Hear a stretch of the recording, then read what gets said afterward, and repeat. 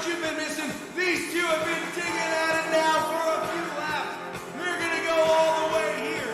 White flag is out. Eric O'Connor trying to hold off that trap, trying to hold off these cars surging. Stephen Wilson catches the backside. Can he make a run now for it? We may see a three-wide dance here at the line. Who's gonna get it? Who makes it there first? They're all peeking out. They're all hoping to get a little slice of it. As it's gonna be.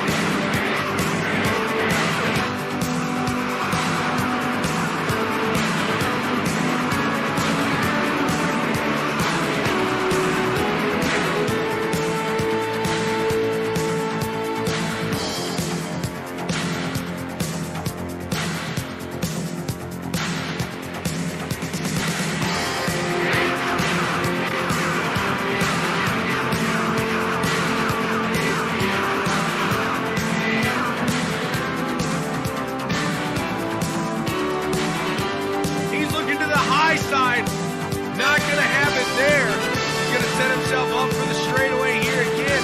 Can RC put himself in front of Eric O'Connor? Wheel him to the front here. He's got that draft. He goes. Get it done. They're side by side coming into three. He's got to be careful. Stephen Wilson is gonna plug that down on the low side and sweep it out from under him. Let's see if Stephen can get it done here.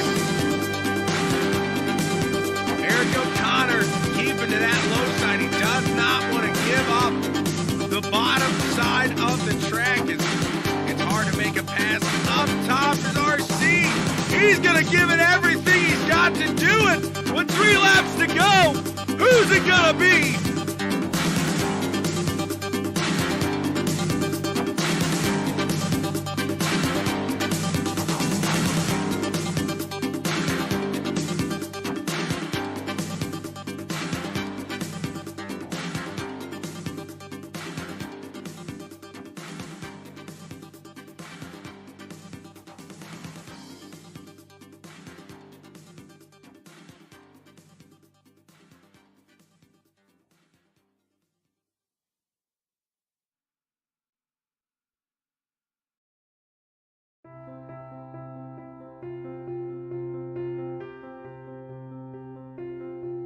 My name is John Cunningham with C2 Freight Resources.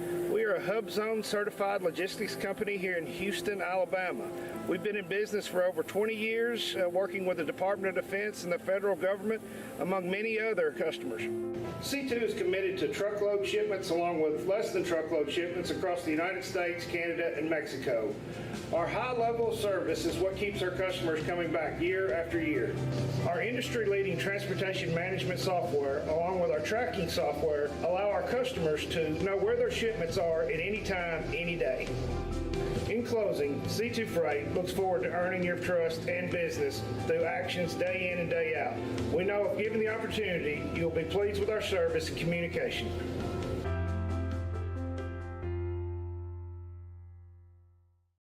Richmar Florist makes every day a special day, from weddings and large events to that little something for any occasion. Richmar Florist has the perfect floral expression, and they're open online 24/7 at richmarflorist.com. Everywhere, every day. Richmar's 2 retail locations offer a fantastic selection of floral creations, gifts, and home decor. Book your free consultation in our showroom for your special event needs, and visit us online at richmarflorist.com today. Good evening, race fans, from the world's greatest virtual race course, Indianapolis Motor Speedway. It's race night, Indy 500 night on the Elite Racing Channel. I'm Mark Gillespie along with Rishabh Khosla and our special guest, Rob Howden. We'll have other guests popping in throughout the night here on the Indianapolis 500 broadcast presented by Richmar Florists. We are just a few minutes away from the command to start engines. Rish, give us a preview of what we have tonight. We have a lot of ringers in the field, as it were. I mean, yeah, so much talent through this field. We saw that last Friday with how many drivers got bumped and how many talented drivers got bumped from the field. In fact, you look at a lot of the Elite Cup Series drivers, championship caliber drivers who got bumped from the field. So that just tells you the kind of level of competition we're going to see here tonight. The cars are going to be very difficult to drive in a pack. Guys are going to be hanging on towards the end of the run, especially. I've talked to a couple of drivers. Those right rear tires, look out for those wearing down very quickly and guys getting very loose by lap 25 and beyond. So look out for that. It's going to be very tricky for these guys, but of course, at the end of 200 laps here, the best man's going to win. And we have a couple of IndyCar drivers who will be running in the 500 this month. Stephen Wilson, who just got his confirmation with Andretti Autosport this week, will be running his brand new livery tonight. We also have Sage Karam, who will be back with Dreyer and Reinbold. And from the NASCAR ranks, some guy by the name of Kyle Busch. Might have heard of him. We're also joined tonight in the booth by Rob Howden, the guru of Road to Indy fame and IndyCar radio. Rob, give us your thoughts of what we're looking at tonight. Might not have Rob with us quite yet here. Seems like there was a little bit of a technical glitch on his end. Okay. So we'll get Rob back here in just a second. But we have 200 laps, 500 miles around the world's greatest race course, and I believe Rob is back with us tonight. Rob, give us your thoughts. Well, listen, anytime you get a chance to watch a race at the Indianapolis Motor Speedway, I don't care if it's virtual or whatever it is, it's a treat. And I'm thrilled to be here with you guys. I think it's going to be a lot of fun. We got some really big names here as well, and a couple of guys that are actually going to be racing in the 500 this coming May. I think it's going to be a fantastic night. And we should point out that the front row for tonight includes our series leader, Henry Bennett. Sage Karam is on the pole for the race tonight. And Kyle Busch didn't do any better than the third row. And you might expect that, given that he's not an open wheel specialist. But the fact that he's even here is something to be proud of. Yeah, especially when you've got truck racing, like real-life NASCAR truck racing going on tonight, something that Kyle Busch certainly likes to take part in, deciding to run the Elite Indy 500. That's a pretty cool thing to have a name like that, as part of this field right here. And again, he didn't have it easy. He was sending messages to Chad, the league admin, a little bit earlier in the week before qualifying, saying, "Man, it's this car's tough. Trying to get to grapple with this car and how it handles." He had to take a couple of runs before he was comfortably inside that top 9. So Kyle Busch putting a lot of work in here, and that's really cool to see somebody of his caliber of driver putting in the work here for a virtual event. And after he qualified, I believe the comment was bleep yeah. I love it. Hey, listen, the cool thing about Kyle Busch is I know we've seen him run a number of different Elite Racing League events, right? We've watched him before. He loves getting out there and mixing it up. So I love the fact that he's in the race. I think that both Anders Krohn, who formerly a driver on the road to Indy and then the voice of the IndyCar Radio Network as a driver analyst a couple of years ago, him and his buddy Stephen Wilson. I look for those two guys potentially to work together too. Well, there is pageantry and pomp and circumstance that comes with the Indianapolis 500. And we start the pre-race ceremonies with, though it's not Memorial Day weekend, we honor those men and women who have served in combat and preserved the cause of freedom around the world.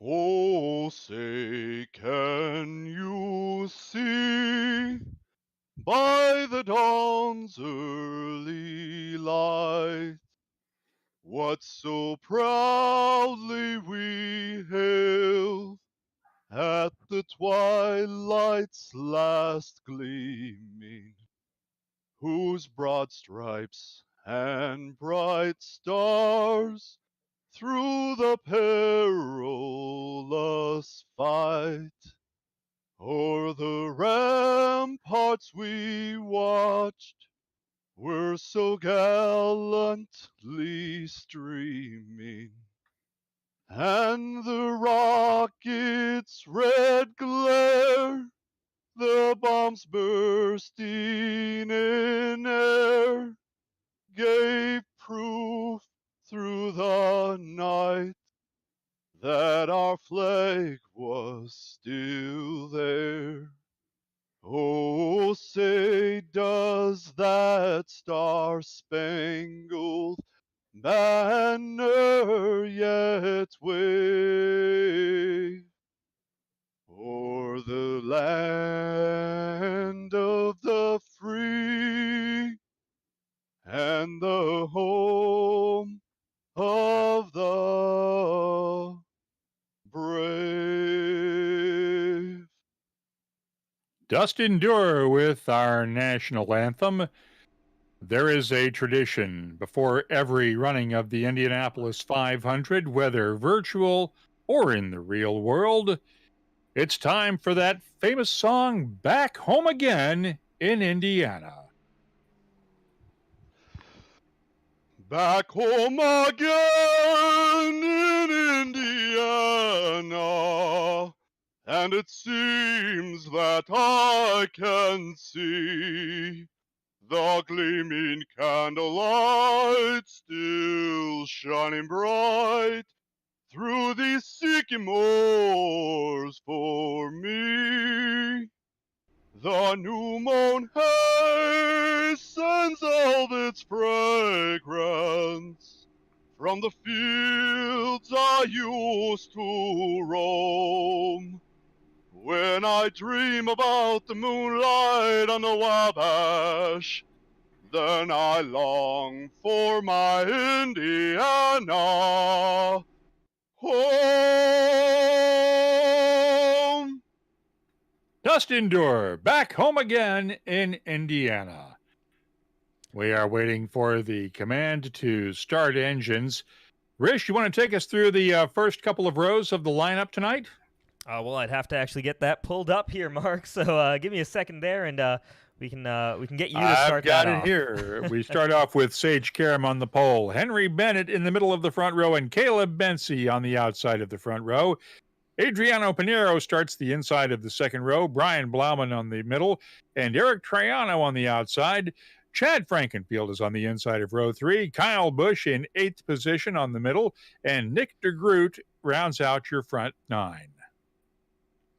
I'll pick it up right there with row number 4, guys. Anders Krohn starting 10th position inside of row 4 alongside Alexander Van der Zandt. He'll have Victor Delaporto on the outside. Row 5, Stefan Wilson, another one of the drivers who will take to the racetrack to try to qualify for this year's 500 on the big track. He'll be 13th alongside Justin Fortner and Thomas Geisler. Row 6, we'll have Ryan Schold on the inside, Charles Teed in the middle, and Jared Rexing, Rish, will be 18th. Yeah, row 7 now going on back. P19, Shane Coogan starting on the inside there with Jordan Owens lining up in the middle of that 7th row. 21st position, Chad Thernquist then on the outside. Row 8, Tristan Wood alongside Hunter Smith and Presley Sora. With row 9, AJ Musselman, Matt Houston, and Dakota DeMaigd rounding out that row. Row 10, Chris Wilhite, Craig Forsyth, and Julian Altons. And the final row, A.J. Hobson on the inside, Alec Balvans in the middle, and Marshall Stanley, who squeaked into the field in the bumping round last Friday night by just a few hundredths of a second, rounds out your field of 33 for tonight's Indianapolis 500, presented by Richmar Florists. Yeah, I cannot wait to get going here. We're just a few minutes away from the command to start engines. These guys, I'm sure, are all raring to go. We saw in practice, they've done a couple of practice starts, practice pit stops. Everybody's been busy making sure they're getting all of their, crossing all their T's, dotting all their I's. You've got to be perfect in this race here today, and all these drivers are making sure that they are in control of every single thing that they can be before we hit that green flag. And Rich, go ahead, Rick. Go ahead, Rob. I was going to say, having been on pit lane a number of times for the 500, you start getting excited, right? Mark, you hear taps, the national anthem, back home again. I'm sure the drivers are all starting to get pretty antsy as well, but this is the time when things just to start to get exciting, about ready to go green. It is the most exciting 30 minutes leading up to a sporting event that you will find anywhere. Better than the Super Bowl, better than the Olympics. If you have not been to Indianapolis for the 500, you are missing something. Yeah, you absolutely are. It's the atmosphere is electric. I've been fortunate to go just for qualifying day, not even for the race itself before, and the atmosphere is superb. Seeing all the cars out on the racetrack, of course they missed the fans last year. We'll have some of them back this year, but when the Indianapolis Motor Speedway is at capacity is when it's at its absolute best, and what an amazing place it is when you fit 350,000 fans, whether they're real or virtual in this case. It's always going to be an amazing race that goes on when they're there. It is one of those places that even when the track is empty, you drive by and you hear the voices and the ghosts of cars and drivers past and races past. Having grown up in Indianapolis and going out to the track just for fun, and May afternoons after school, you learn that there is nothing quite like the Indianapolis 500. And once you've been there, you will be a fan for life. It is now time, I believe, for the most famous words in motorsports. Let's hear the command. Racers, start your engines!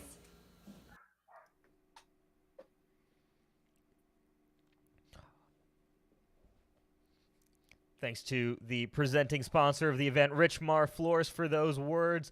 The session gets advanced. Drivers then begin gridding into the official race as it begins here. 200 laps. We'll have 2 pace laps before we get them all lined up here, and we'll get ready to go very shortly. Cannot wait. Yeah, this is when things start getting exciting, right? I love being trackside when the engines fire.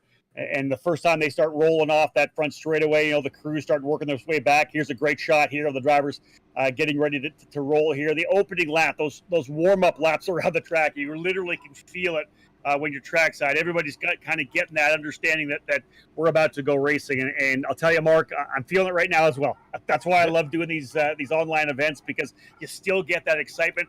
Can't wait to see these guys barreling into turn 1 for the first time.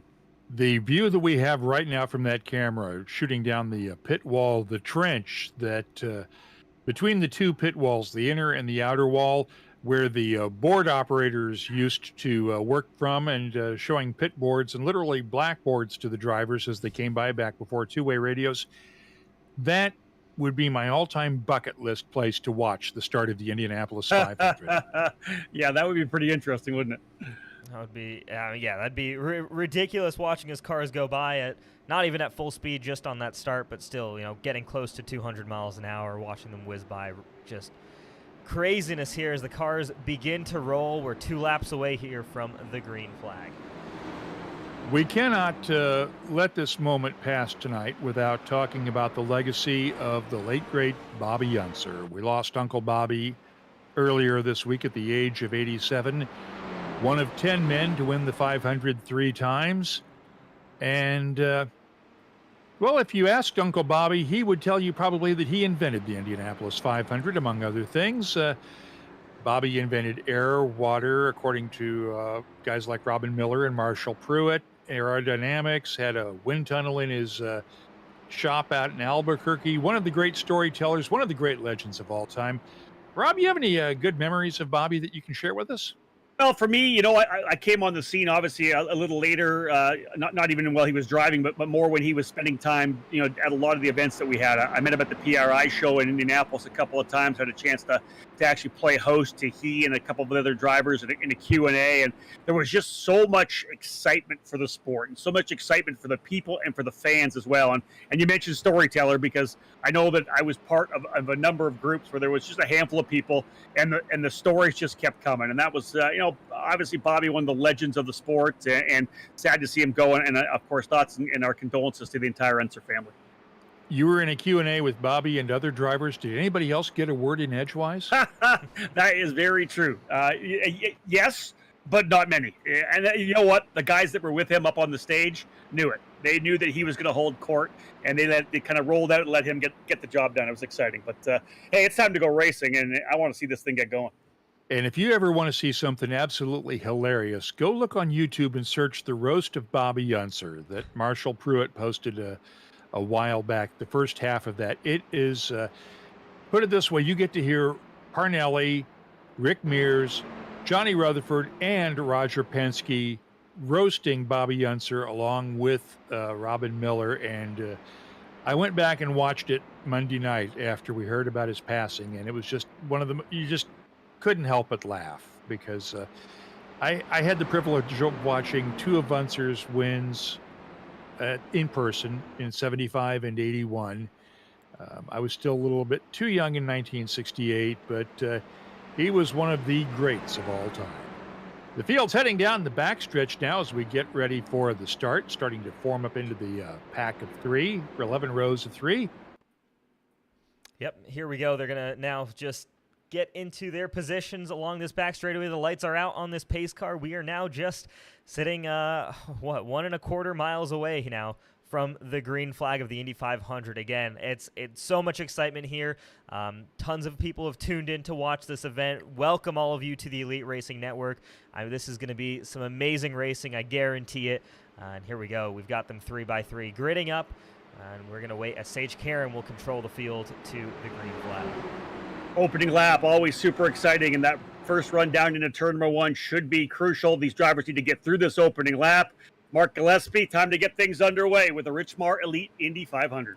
We're heading through the 4th turn as the pace car gets ready to pull off. Sage Karam leading the field down with Henry Bennett and Caleb Bensey beside him. Let's watch and see when the pace car pulls off.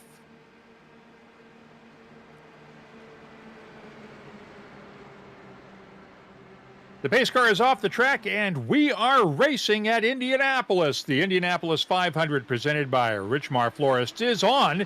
Sage Karam pulling away to a nice lead, heading down into turn 1. Rish. Yeah, everybody single filing out afterwards there. You got a couple of guys too wide here, but you want to just survive this first lap. You really don't want to be going into turn 1 3 wide for sure, despite the fact that you'll start there. And for guys, most of these guys, as we've got to move for the lead by Henry Bennett already. I was going to say you probably want to sit here, get into a rhythm first, but Henry Bennett going on the attack early on takes the lead before lap 1 is even complete. Yeah, you know, Rich, I think I would have said the same thing. I would have expected the drivers all to settle in. I think we saw that out of the first 3 or 4 rows. They kind of just took it easy coming down into 1, got themselves spaced out single file as they now work their way again up the front straightaway here. As you said, Bennett, a veteran driver here in the iRacing platform, led the opening lap. And look at Sage Karam back down to the inside of turn number 1 through the south chute. And Sage Karam back out front. It'll be good to see Sage back again this year with the Wix Filters machine for Dry Ribold Racing. Another start for him in the Indianapolis 500. But he and Bennett lining up. And Mark, he's going to go to the inside. Look at Bennett trying to go back to the lead in P3. Bennett takes over the lead heading into 3, going down the short chute. Bennett, the defending champion in the spring version of the 2020 season, and winning the race last year this time. Bennett comes down. Here comes Sage Karam making a move on the inside as they cross the yard of bricks. Lap number 2 is in the books, and Sage Karam pulls in, leading into turn number 1. Rish. I mean, these guys are going at it like this is lap 198 of 200, not lap 3. This is ridiculous. Henry Bennett and Sage Karam both desperately want to lead this race, it seems, or are both enjoying the fresh tires on their cars right now. There's just no hesitance here from these guys. As Henry Bennett goes back down the inside in turn 3, they'll work with each other, and I'm sure they're cutting each other more of a break than they'd give on the final couple of laps. But man, oh man, this racing already is getting intense for the lead here on just lap 3 of 200. Yeah, I'm a little surprised that at least one of these guys doesn't want to tuck back in, but each driver seems to be taking full advantage of the draft as they work their way down the long straightaways here at the Indianapolis Motor Speedway. Karam goes back to P1. I'll tell you, one guy is probably happy about this right now, Mark. Caleb Benz, he started on the outside of the front row, P3. That's where he runs on the racetrack right now, and I think he's more than happy to see the guys out front of him racing and trying to take advantage of that big hole in the air that they're punching coming down into turn 3. Absolutely, because that hole in the air also creates a vacuum in the fuel tank at some point because you are burning more fuel to run in the lead. Bensi is in 3rd. Adriano Pinheiro is in 4th. Brian Blauman in 5th. Eric Triano 6th. Chad Frankenfield 7th. Kyle Busch is still in 8th position. He had moved up to 7th at one point. Nick DeGroot is in 9th, and Anders Krohn rounds out your top 10. Yeah, going back here to Kyle Busch and how he's faring here right now. Working a little bit with Nick DeGroot behind him. He's got Chad Frankenfield right in front of him. 2 very strong drivers at this racetrack. Alec Balvan sets the fastest lap time from further in the field there. Alec Balvan's down in the 30th spot right now, so really impressive pace there by that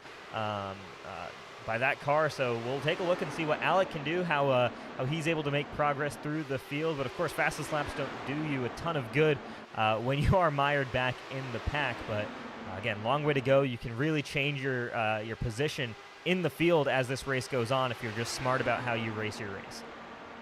Yeah, you know, one of the things I love to bring up is the fact that so many drivers tried to qualify for this event, and I think that there are a number of fantastic Indianapolis 500s that run on the iRacing platform and here in the Elite Racing League on the Elite Racing Network. The guys that are running here right now have really, number one, a solid accomplishment just to be able to get into this race, Mark, because a lot of guys trying to qualify. You mentioned the bump day qualifying to get into to P33, the last slot on the grid. Every one of these drivers did a really good job in the opening couple of laps.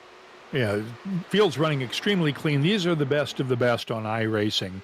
And they take it seriously. These guys race 2 or 3 nights a week, and it really shows. I mean, Sage Karam, we don't see him as a lot in the Elite Racing League, but we know he spends a lot of time in the sim rig and on his iRacing rig at home in Pennsylvania, and he just does this. He can step in and just do this with anybody in iRacing. As Henry Bennett makes a move now, coming into turn 3, heading down, taking over the lead once again. Rush. Yeah, and I'd like to take this over to Rob even with just a quick question. I don't know how much you know about these cars in particular here on iRacing. I've talked with a couple of drivers saying 28 to 32 laps is probably what you'll see on fuel, depending on how well you're able to save. It's pretty clear to me, at least right now, that Sage Karam and Henry Bennett aren't saving at this point here. What does that do to your race? How does that, does that close any doors on strategy at this point right now, or are you really just free to race as it is, and you're hoping that a caution will come out and kind of equalize the field as it is? Yeah, I think that if you were to talk to any of the strategists, that opening stint, I think you kind of follow along with what everybody else is doing. If you're third, fourth, or fifth, you're going to follow along with what the leaders are doing. If they're making it, coming in to grab a stop, maybe you were saving a little bit more. Obviously, we're seeing some comfort out front for both Sage Karam and Henry Bennett. They seem comfortable with each other. They feel free to lead. You can see them. One leads half the track, the other leads the second half of the racetrack. I think 28 to 32 is about that window you're looking for. Again, one of the ideas a lot of times you want to pit at the front of a window unless you're trying to go for that longer fuel run. I think most times, everybody knows we're not going to go 200 laps straight here. You got to expect we're going to have at least one incident sooner or later that could change things in terms of strategy. But out of the gate, Mark, I would expect, and Rich, to answer your question, I'm just going to think these guys are going to settle in and they're going to run this first stint. They're not going to get too conservative. Long way to go still. Let's take a look back in the field and look at Stephen Wilson, if we can, Rich, in 14th place right now, because he's actually running the livery that he's going to be showing off this May at the track with his brand new sponsor. Yeah, new look on that car, now running the 25 again here, but I'm a big fan of this look. I definitely have always been a fan of kind of lighter colored race cars. I don't know too much backstory about this sponsor specifically. Could potentially take that over to Rob if you know some more specifics about Actually, Stefan. I've got some details on that because perfect. it is go ahead. I'm sorry, Rob. Go, Mark. Fantastic. Because the sponsor is a women's athletic wear company that is actually owned, and I want to give full credit to Kevin Lee for disclosing this the other night on Trackside on 1070 The Fan in Indianapolis.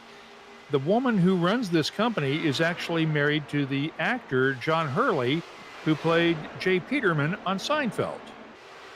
Huh. And this is her side hustle. And they connected with some folks that wanted to get into IndyCar, and those folks connected with Stephen Wilson. And they are actually looking at this as more than just an Indy 500 only deal. They'd like to take this and run with it more seriously. Yeah, for me, Mark, exciting to see different sponsors come in. A ladies golf line, as we said. There's been a lot of traction for the Indianapolis 500 on some of the golfing websites that I checked out earlier this week. I think for all of us, just fantastic to see Stephen Wilson back in the Indianapolis 500. Remember, a couple of years ago, he stepped out of the seat to allow Fernando Alonso to run with Andretti Autosport. He was able to come back and actually lead late in the going a couple of years ago as well. So I'm thrilled to see Stephen Wilson back. I know that you guys, he spends a lot of time running on the iRacing platform as well, and I think there's going to be a lot of iRacers out there who will be cheering for him come Memorial Day Sunday. And we should point out the sponsor is Lola Sport. And before you racing fans think about this for a second, it's not Lola. L-O-L-A is in Lola Cars, but L-O-H-L-A Sport. But the name of Lola goes back in IndyCar history a long way. But it's Lola Sport that is sponsoring Stephen Wilson this year at the 500. Let's go back up to the front now, where Henry Bennett is your leader now. Sage Karam running just behind. Benzie is holding fourth in third place, holding steady. Yeah, I want to go back to Adriano Pinheiro right now. He's one of the guys that I've got my eye on for this race, especially. We've seen just how strong he can be at oval racetracks in these Indy cars. Right now has 2 wins this season on ovals, both at Homestead Miami Speedway and Milwaukee. 2 very different racetracks, I should add. Indianapolis, again, another very different racetrack there. Pinheiro knows how to get the job done. The biggest thing is his enemy this season has sometimes been himself. Right now seems to be just settling into a groove, sticking behind Caleb Benzie right now. This 12 car, when he gets out into clean air, though, he can certainly stretch out a lead. I want to see what Adriano Pinheiro can do over the course of the next 185 laps. And yeah, I love that insight, Rich, because we're not obviously to see what's going to happen late in this run. I think is what's going to be crucial, and it's going to play itself out over the number of stints they do today. Right. The issue right now is, hey, cars are good. Tires, you got fresh tires on. The car is going to be good. It's going to go where you want it to go. When we start getting up there 20, 25 into that right before the pit window, and the tires start going away, that's when we're going to see, I think, the drivers who are going to show. So the drivers laying down good laps, able to control their cars when the car itself isn't perfect. Those are the guys I think we're going to be able to watch for later on in the race. And if you're a regular watcher of our Friday night IndyCar races, Pinheiro in fourth place is driving a different color car tonight. He normally drives the white bread car, and this time around it's a yellow livery for Pinheiro in the 12. Yeah, different look for him. Can't quite see the sponsor on there. You've got a white sponsor with a yellow background. It is the same one, I believe, that he's run in the past. But yeah, different look for him. A more distinct look for sure in that bright yellow race car. So Adriano Pinheiro right now doing a good job here, hanging on in 4th position. Though we'll see. I mean, still pretty early days in this run. The tires aren't quite going off on these guys yet, but they're going to start hanging on. I think we're going to start seeing some guys making some mistakes through these corners once we get up past probably lap 25 or so. Yeah, I totally agree with you, Rich. And I would find it very interesting that I think most of the guys up front being pretty conservative. I think you see the guys are pretty much running where they started. Nobody making any big moves early. I don't think anybody's pressing the issue right now. Get comfortable, settle in. And, Mark, as Rich said, we got a long way to go. We haven't even won this 200 lapper yet. So I think everybody thinking long term. And we should point out that a couple of cars have already dropped out of the race. Tyler Fode and Tristan Wood are already out. They did not cause yellow flags, but had some sort of issue that forced them to drop out of the race. So we are down to 31 cars. Virtually everyone on the lead lap still, as Bennett has not yet caught up to the back end of the field. I was going to say, is it me or does Anders Krohn have the same livery here as Stefan Wilson? It does look like it, as we're watching Anders right now chasing down Kyle Busch. Looks like the same car here as Stefan Wilson. He's got that same 25 running there. Does this mean we might see very good friends soon? No, I don't think you're going to Anders in the Indianapolis 500 coming up. He hung up the helmet a couple of years ago. It's got heavily, of course, into the media side of things, and I don't. But you know what? They're fantastic friends off the racetrack, and I know that they both work very closely together. So I love the fact they got the same liveries on the race car. I was just busting his chops, of course. We're just having a little bit of fun with him. We're riding on board with Kyle Busch right now. Still running in 9th position, but Kyle seems to be taking a bit of the NASCAR line still around the Brickyard. Yeah, I wanted to actually ride around for a full lap here with Kyle and kind of get an understanding of what he's doing around here. Pretty solid there in turn 1. You probably want to be putting that left wheel maybe closer to that white line there. Kind of what he's doing there in turn 2. That looked a lot better. But yeah, Kyle Busch just settling into a rhythm here, I think, right now. And I mean, we've seen this with guys who maybe aren't as familiar with these cars before. Is use these first couple of stints, just find your rhythm with these cars. There's a long race ahead of you. Get yourself comfortable. Work with that weight jacker. Work with your anti-roll bars to a point where you're really happy with them, and then start moving forward. Start making the passes when you can. But we're also getting to that point in the stint here where it's probably a little bit tricky to actually put your car off the regular racing line to make a move in turn 1 or 3.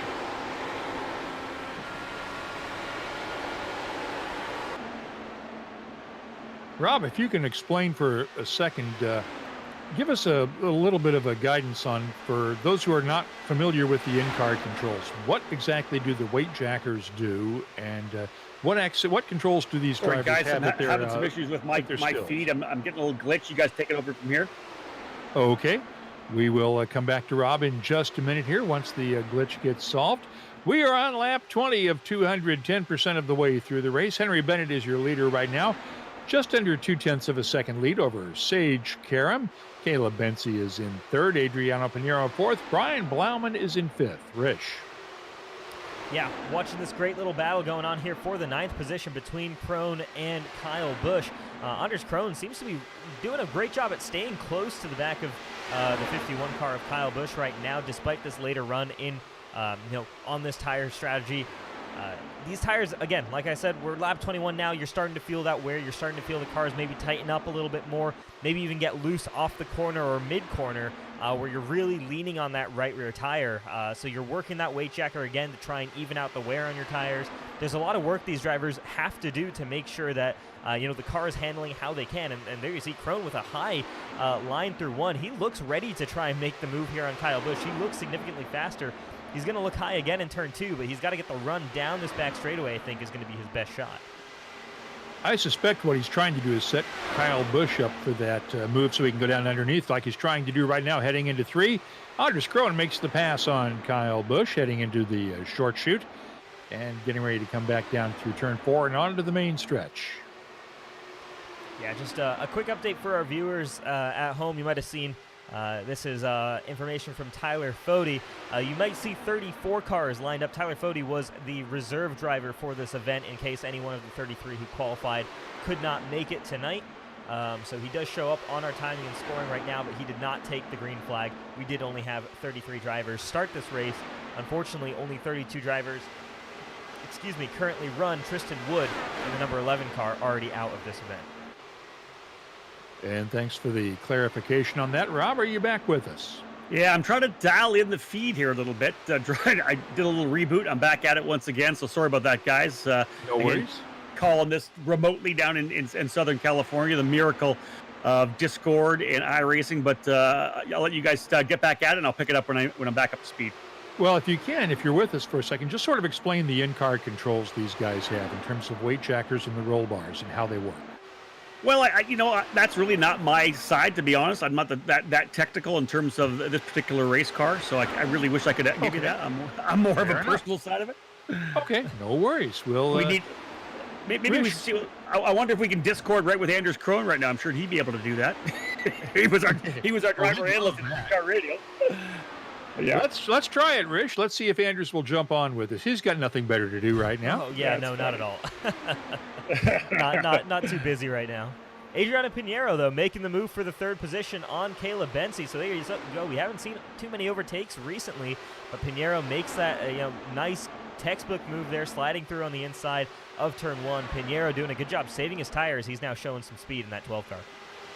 Yeah, Rich, this is exactly what you talked about, right? You said he was going to be one of the guys to watch, and here we are, lap number 25, lap 20, working lap 26, closing in on that pit window we discussed earlier. Tires starting to go away. He took care of the tires, and look at him right now. He's starting to work his way up on Bennett and Karam. Those two drivers have worked together from the get-go, but as you said, we're watching him work his way up, and this could be a battle up front. He is closing up big time here, Mark. Oh, yeah, and he's taking a slightly higher line going into turn 1, but Bennett is still out. We've got a yellow. Do we have a yellow? We've got a car off the track. That's Chad Thornquist. Yep, yellow flag is out on lap 26. Saved it. And the yellow is out. Used tires, Mark. We talked about that, didn't we? Yeah. Late in the stint, when those tires start going away, drivers can make some mistakes, and there's your first yellow. And we go to the iRace online replay. Let's see what happened here with Chad Thornquist. My guess is it's going to be just getting loose there in turn 4 based off of where he stopped the car, but we'll take a look, see if he was with anybody else. Right now it looks to be on his own on the racetrack. We'll see Chad Thornquist here was running pretty well, actually, qualified fairly well, and there you see, just loses it there on the bottom. That happens. The car gets very loose underneath you. That right rear tire, loses so much grip so quickly, and for Chad Thornquist, does an okay job at kind of maybe just touching the front wing in the wall. He should be able to run, though. He should be able to continue running in this race. Rich, to comment on that, I don't think he made any major errors. Looked like the rear just started to get away from him, and I'll tell you this: pretty solid car control. Didn't overanalyze it. Didn't get too aggressive on trying to put wheel into it to try to overcorrect. And the reason why it didn't go around was because he kept a pretty level head. So congrats to him to keep it out of the wall, as you said, able to pick up the tail of the field. Our first caution of the race so far as the pace car picks up the field. Henry Bennett is your leader. Perfect timing, though, for pit stops. We should see pretty much the entire field come down the pit road this time around when the pits open.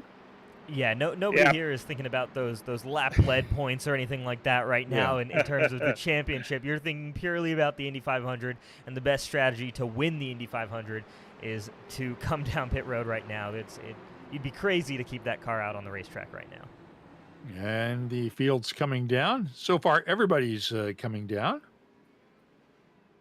Yeah, Mark, I think it'll be wholesale. It'll be all skate down to pit lane, as you said. And it looks like one driver potentially staying out. I don't know that I would have done that, but maybe able to just come back in afterwards.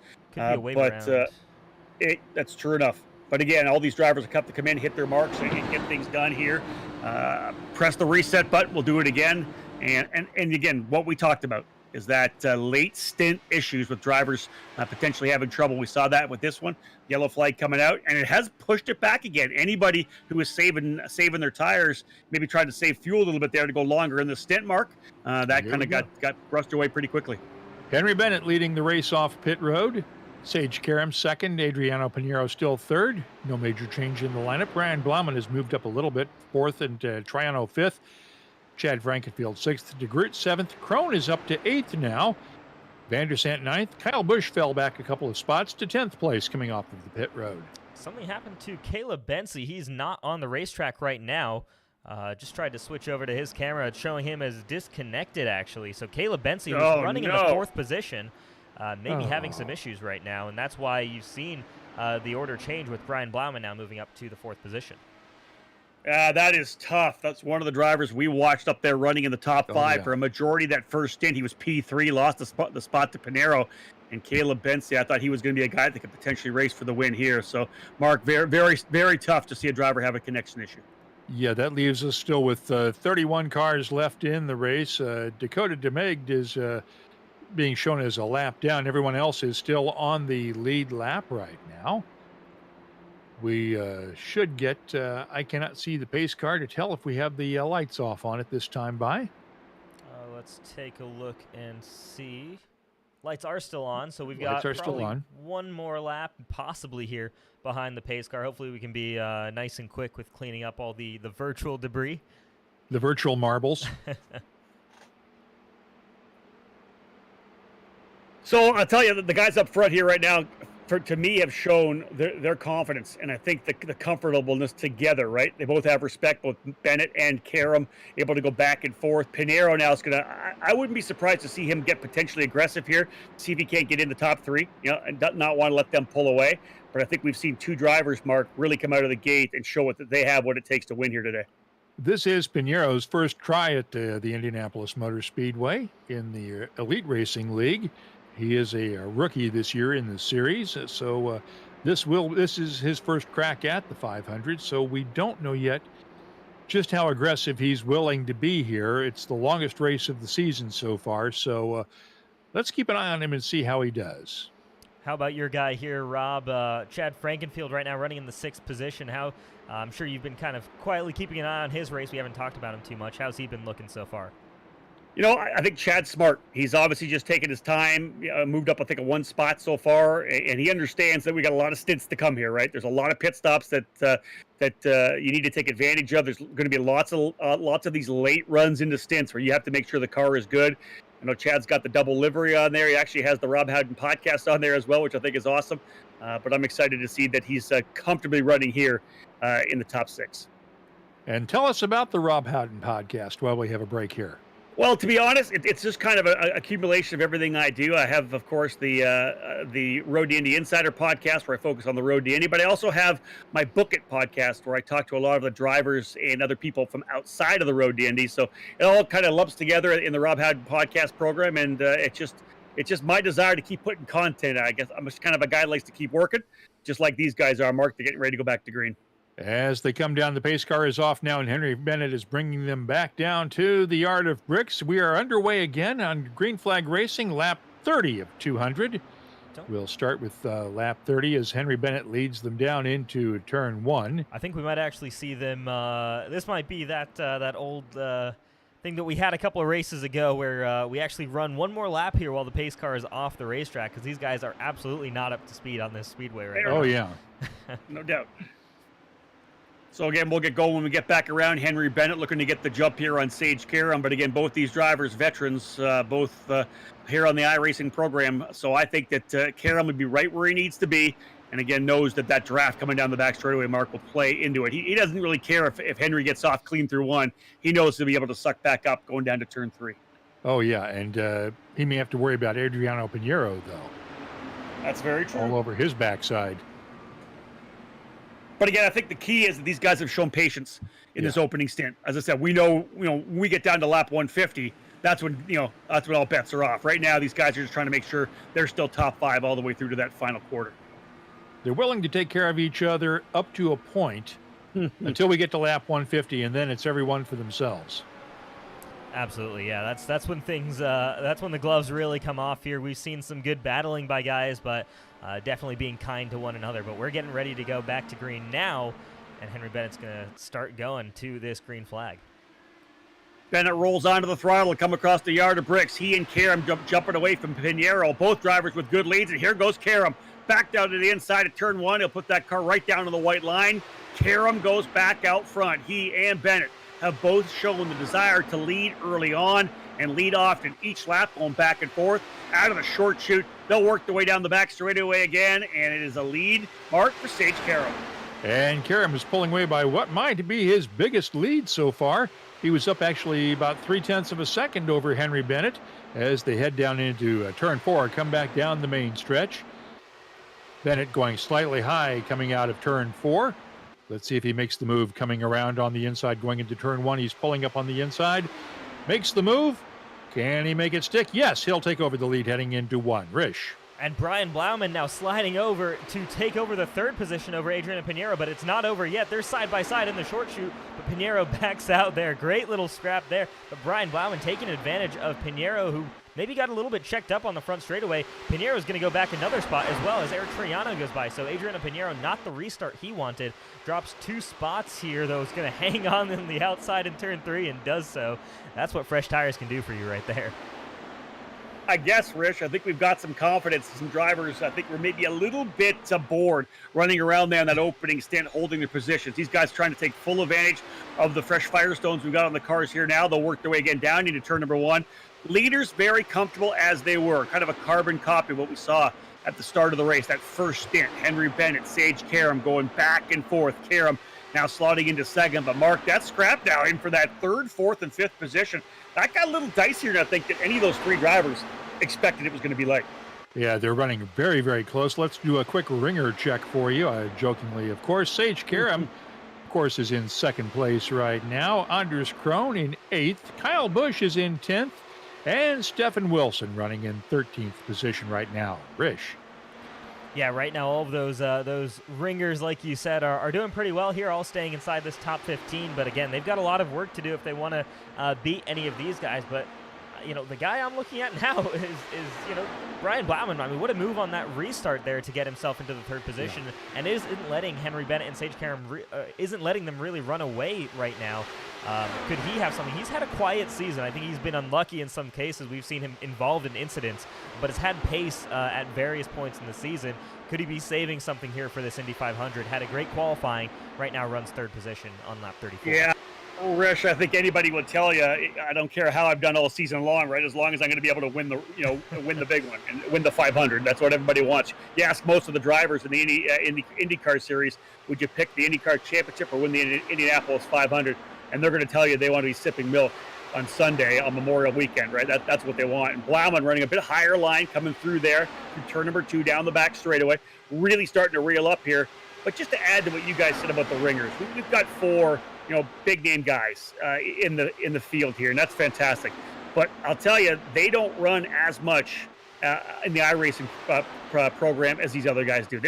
When you try to come and run against these guys that are iRacing specialists, that's the beauty of this battle. They get a chance to run. The iRacing guys get a chance to run with the best guys from IndyCar and NASCAR and vice versa. Oh. As Blauman thinking to the inside, guys, look at Sage Karam to the bottom. Mark, we could have a battle here for P1, P2, and P3. Yeah, and I use the term ringers with all love and affection because those are the guys that actually have the real world experience. But you're right, they don't have necessarily as much iRacing experience. As we found out this time last year during the pandemic when a lot of basically the entire IndyCar grid tried to do this and had some difficulties. Let's watch and see where Brian Blauman comes out now because he is still tucking right up underneath Sage Karam. I was going to say, Brian Blauman looks like one of the raciest guys out there right now. Almost made it 3 wide into turn 1.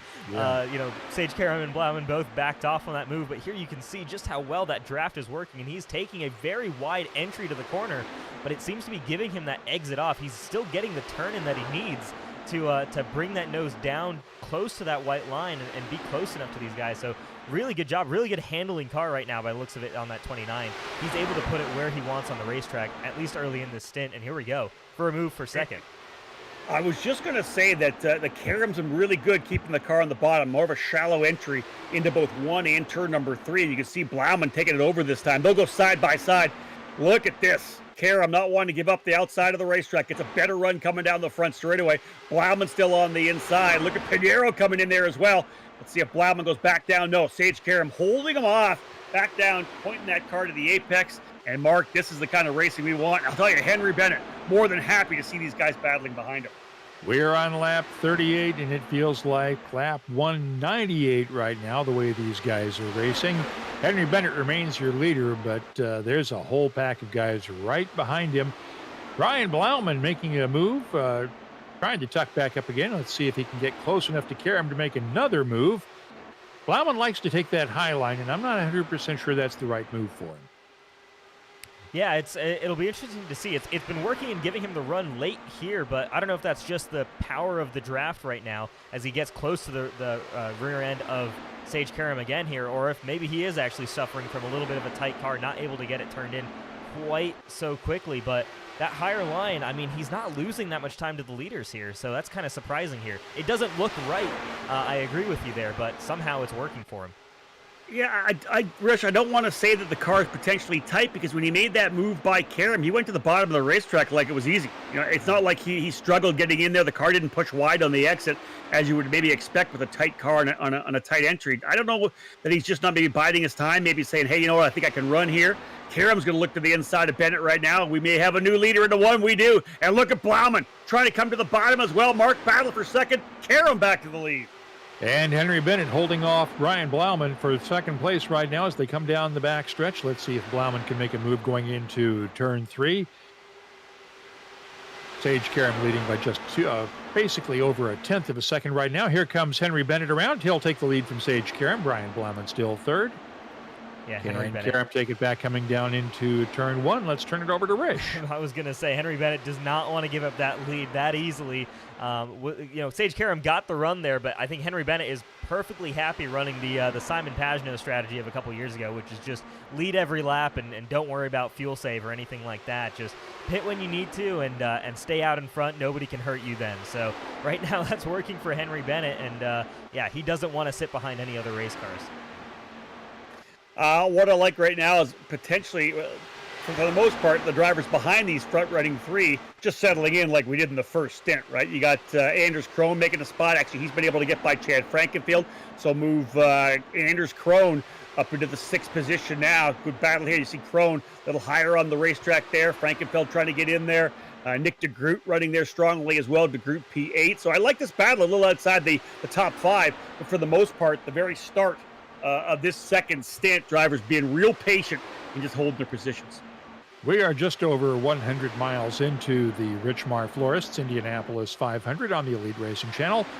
Let's give you the top 10 rundown after 100 miles. It's Henry Bennett in the lead, Sage Karem second, Brian Blauman third, Adriano Pinheiro fourth, Eric Triano fifth, Anders Krohn in sixth, Chad Frankenfield in seventh, Nick de Groot in eighth, Alexander Vandersand in ninth, and Kyle Busch rounds out your top 10 after 100 miles. Yeah, great shot here, and nice little comment there from the on the Elite Racing Network channel as Sage Karem goes for the move in turn 1, but nice to see the fans back there, even if they are the virtual fans. It still makes a bit of a difference here. The atmosphere changes up when you see those stands filled up, no matter if it's real or not. But there you go, Sage Karem back to the lead here. Henry Bennett, though, expect him to look to the inside as he's doing here, but Blauman maybe looking to the inside decides to back out of that move in turn 3. This top 3 right now, this is a fantastic battle for the lead, and Adriano Pinheiro has decided he might want to join in as well now. Yeah, no doubt about it. Getting a little racy up front, but guys, I can tell you this and speak from experience. When we were at the Indianapolis Motor Speedway last year for the 500, it was the eeriest thing being able to drive in, at like 10:30 in the morning. There was nobody here, and then to be on pit lane on the front straightaway, absolutely nobody at the racetrack. It was just the eeriest it's almost like a ghost town, right? And the excitement and the legend that is Indianapolis, so much about the drivers, but it takes the people in the grandstands. It takes that really collective excitement and nervousness at the start of the race to really make the 500 what it is. So to be able to see the virtual stands here, the visual we're getting is what we do normally see. Can't wait to see that full grandstands again, hopefully in 2022. 135,000 coming to the track this year. It'll be fantastic just to get the race rolling again. But like you said, always great to see the fans, even virtually, here at the racetrack. I know that I wish I could go this year, but I'm going to stay at home and watch it on TV. But next year, I want to be there. Good man. Yeah, definitely. The plan is going to be next year for me. I've got 4 years in Indiana, and 2 of them, unfortunately, were COVID restricted. But want to try and make it in my final year out here. To hit the 500 and see it in person. That has to be something that you do at least once in your life. But this battle, oh my God, here for 5th position between Eric Troiano, Anders Krohn, and Chad Frankenfield. These guys are doing a great job right now battling, and you can see them all picking different lines as they head into each corner.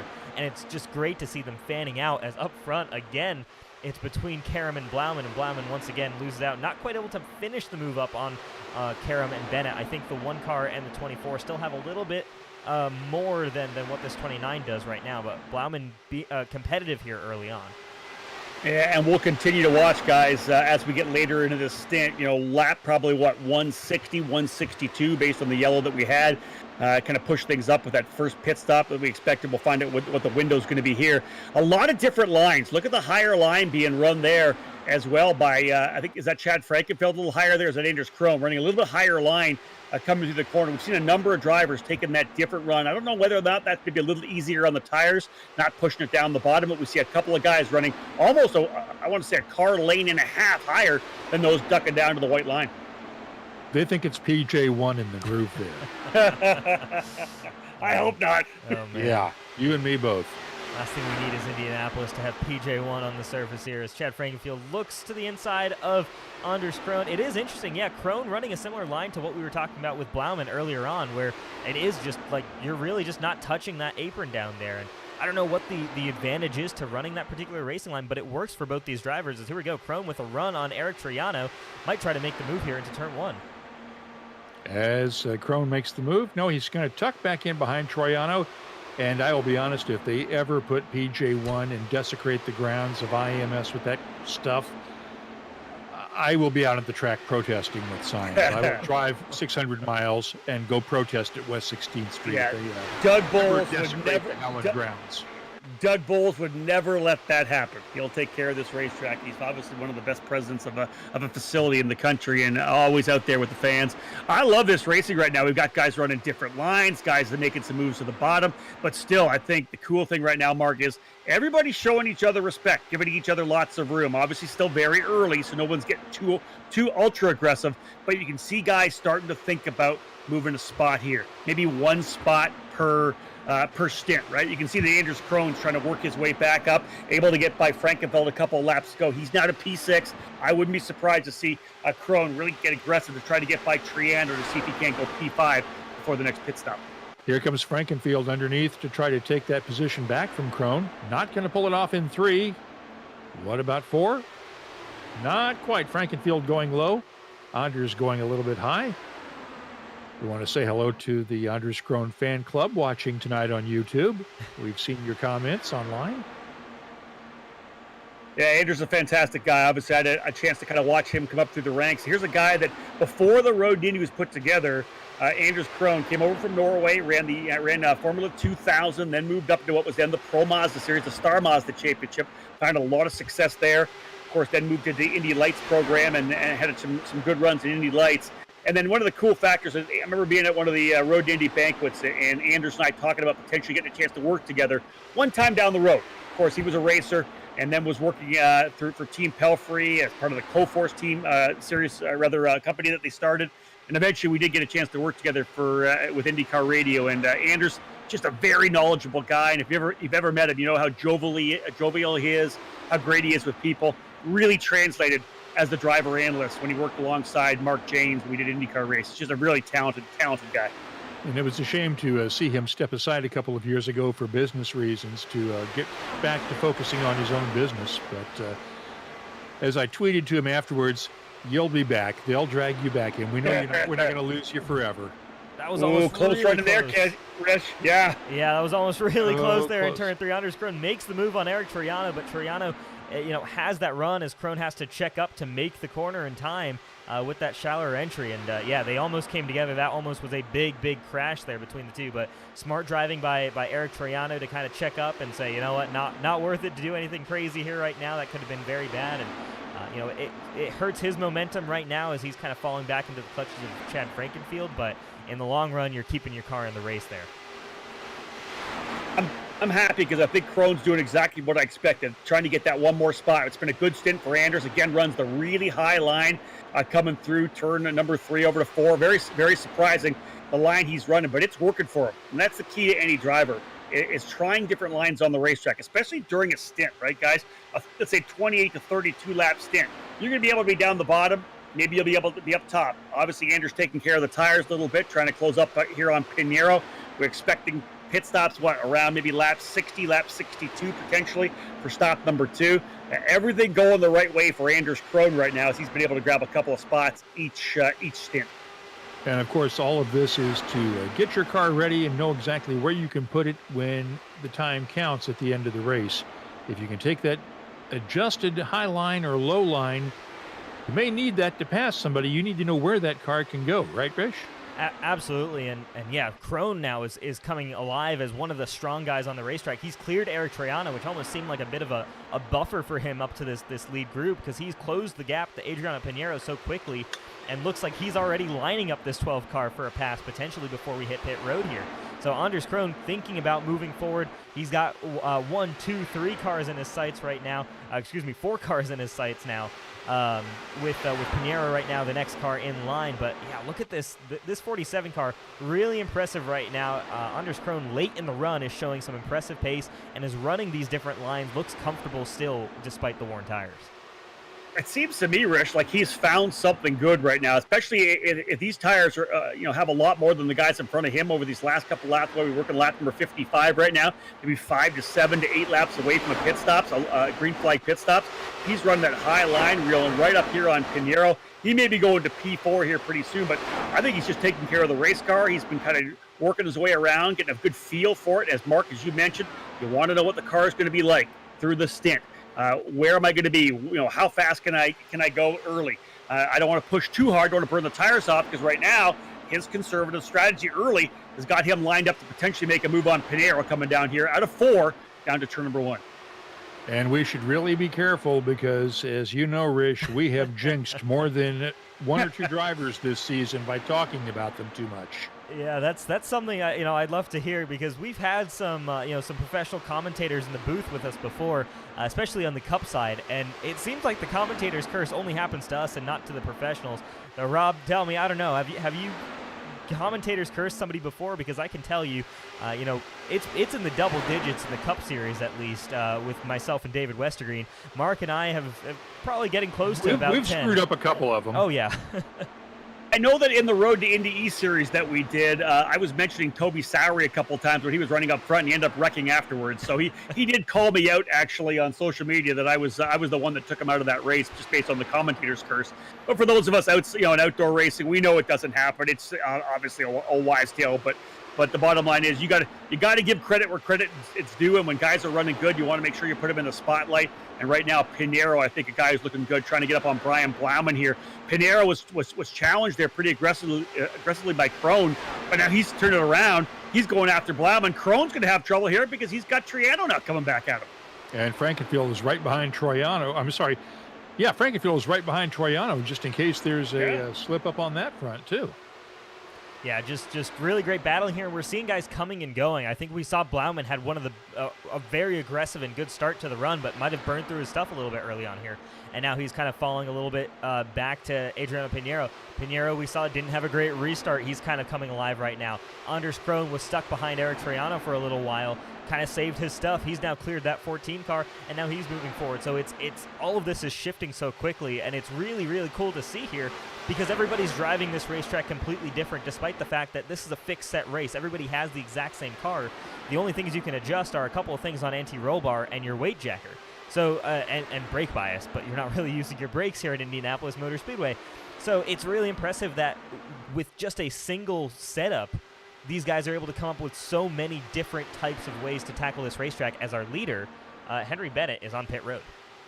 This is really interesting. The leader coming in early before lap number 60. And this is what you're talking about when you're out front like this, guys. Bennett led for a majority of that stint. And we talked about him punching that big hole in the air. Sage Karam was right behind him. So Bennett having to pit a bit early, using up a little more fuel here in the second stint. I think when we talk about Anders Krohn, I think he got his way to fifth, was thinking about P4, and then said, you know what, I've done what I need to do in this stint. P5 is good. I'll get in, get a good stop, get back out on fresh tires, and go after P4. It's more of a methodical approach here, I think, for Anders Krohn. But wow, these guys don't even pit. So they are 2 laps now to the good here on Henry Bennett. As now, I believe, is that Blauman? Yeah, Brian Blauman now to P1. Yeah, Blauman takes the lead going into turn 2. Sage Karam in second, Pinheiro third, Krohn fourth. And Blauman starting to pull away just a bit now to about almost a little over 2/10 of a second lead over Sage Karam. Yeah, I'm always happy to give Brian Blauman a shout out there. Now leading the Indy 500, one of my drivers over at Inferno Racing. So cool to see him taking the lead here at the 500, even here on this pit cycle, just passing Sage Karam. But this is now 3 laps over Henry Bennett that Sage Karam and Blauman are staying out there, as I think that was Nick DeGroot who made the dive over to pit road. So guys are coming down, but for Blauman and Sage Karam to stay out 3 extra laps over Henry Bennett, that's going to be a big difference, especially if it comes down to any kind of fuel strategy later in this race. I think, Rish, you hit the nail on the head there. That is key to be able to go as long as they did here, well past. You got to figure guys are going to start coming into pit lane here momentarily. But again, yeah, Blauman out front, Sage Karam second, Pinheiro runs third, Krohn still on the racetrack in fourth as well. I think Frankenfeld may have been one of the drivers to come in, but we did see at least 3 or 4 drivers pit, but a very early stop for Henry Bennett. Our leader's coming in. Yeah, Mark, you call it Blauman into pit lane.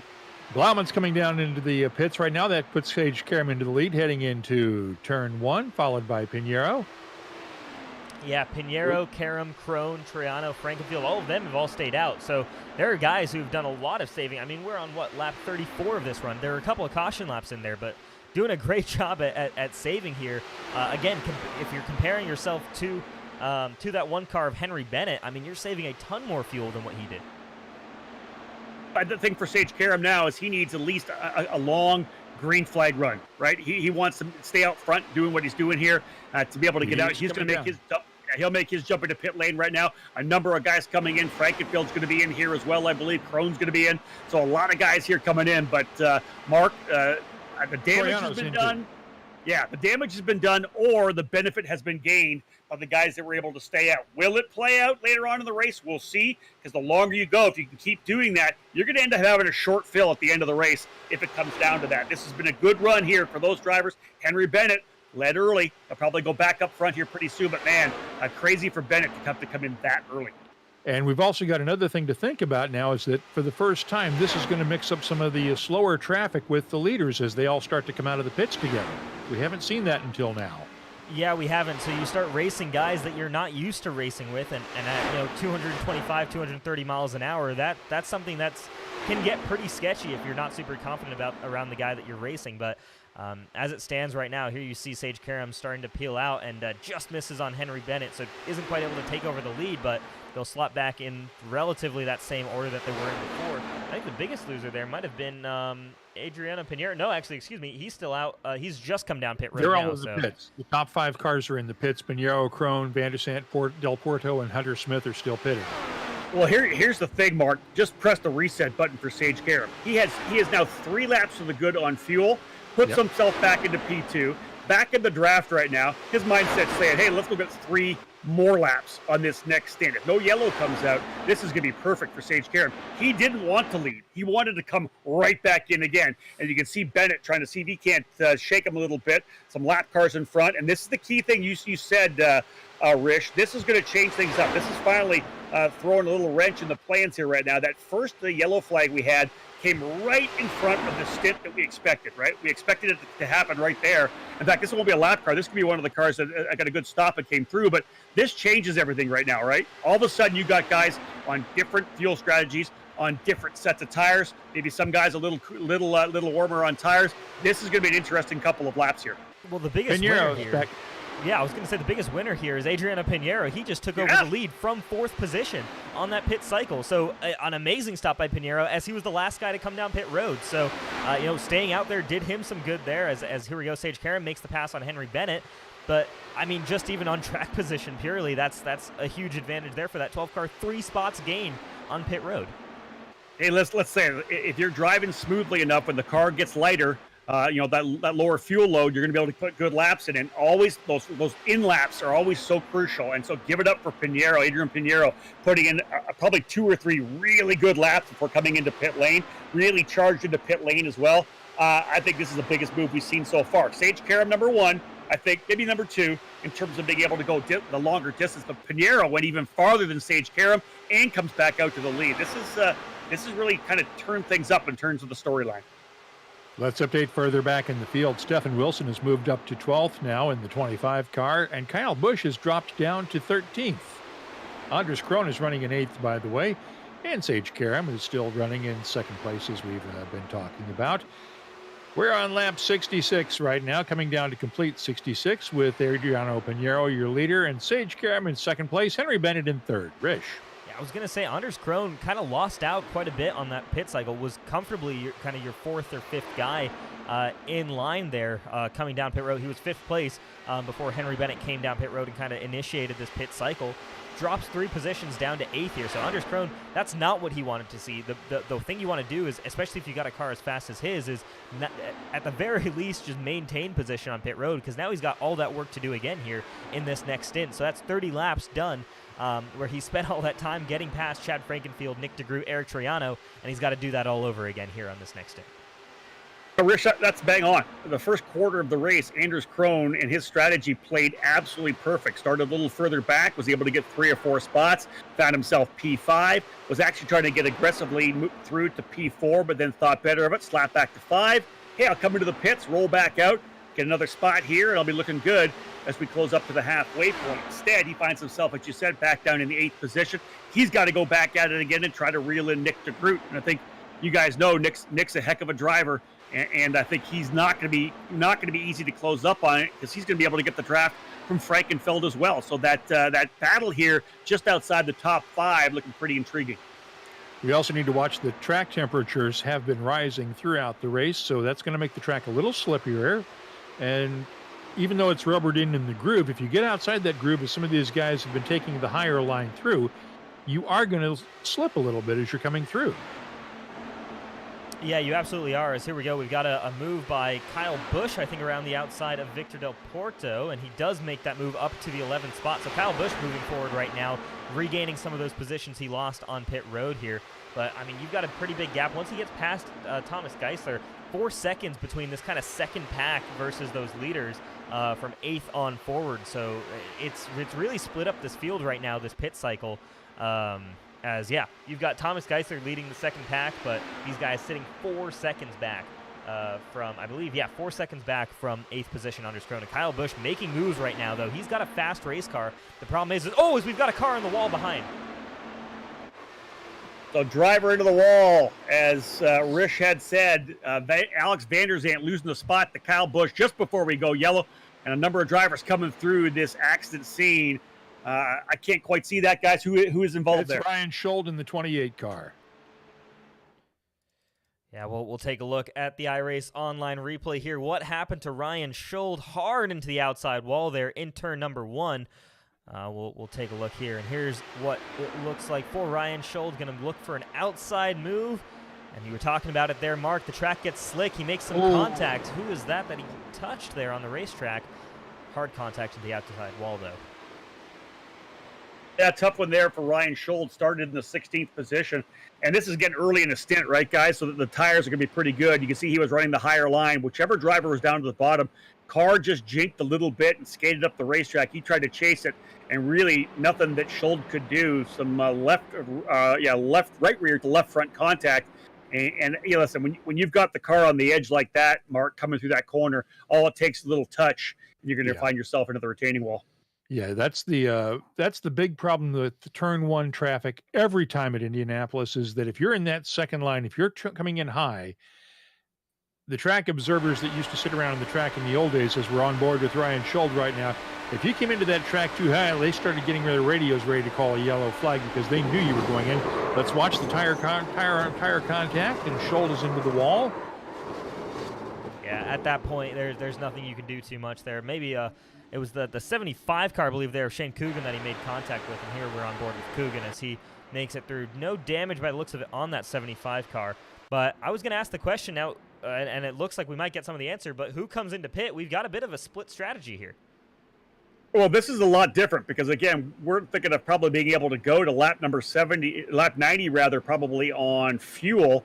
And again, all that was made up for a couple of these guys like Sage Karam. I think, did Sage stay out on the racetrack or not? We'll have to figure out which driver stayed on the racetrack. Indeed, he did. Yeah, this is interesting. A number of drivers, as you said, Rish, split strategy. I want to say maybe 2/3 of the field coming into pit lane. The rest will cycle up to the front. Sage Karam going to hold on here as well. He went 3 laps longer than Henry Bennett. So, wow, big change here on our second yellow of the day. And look who's in third now behind Thomas Geisler, our buddy Stefan Wilson. Yeah, Stefan making that call to stay out here gains a massive amount of track position. You see Adriano Pinheiro, your leader at the caution, now falls down to the 9th spot ahead of Henry Bennett and Brian Blauman. So those guys now on the bottom end of the top 10. Again, this changes things up massively because you start racing guys that you weren't racing before. Sage Karam now going to line up with Thomas Geisler right behind him. He hasn't raced Thomas Geisler at all today.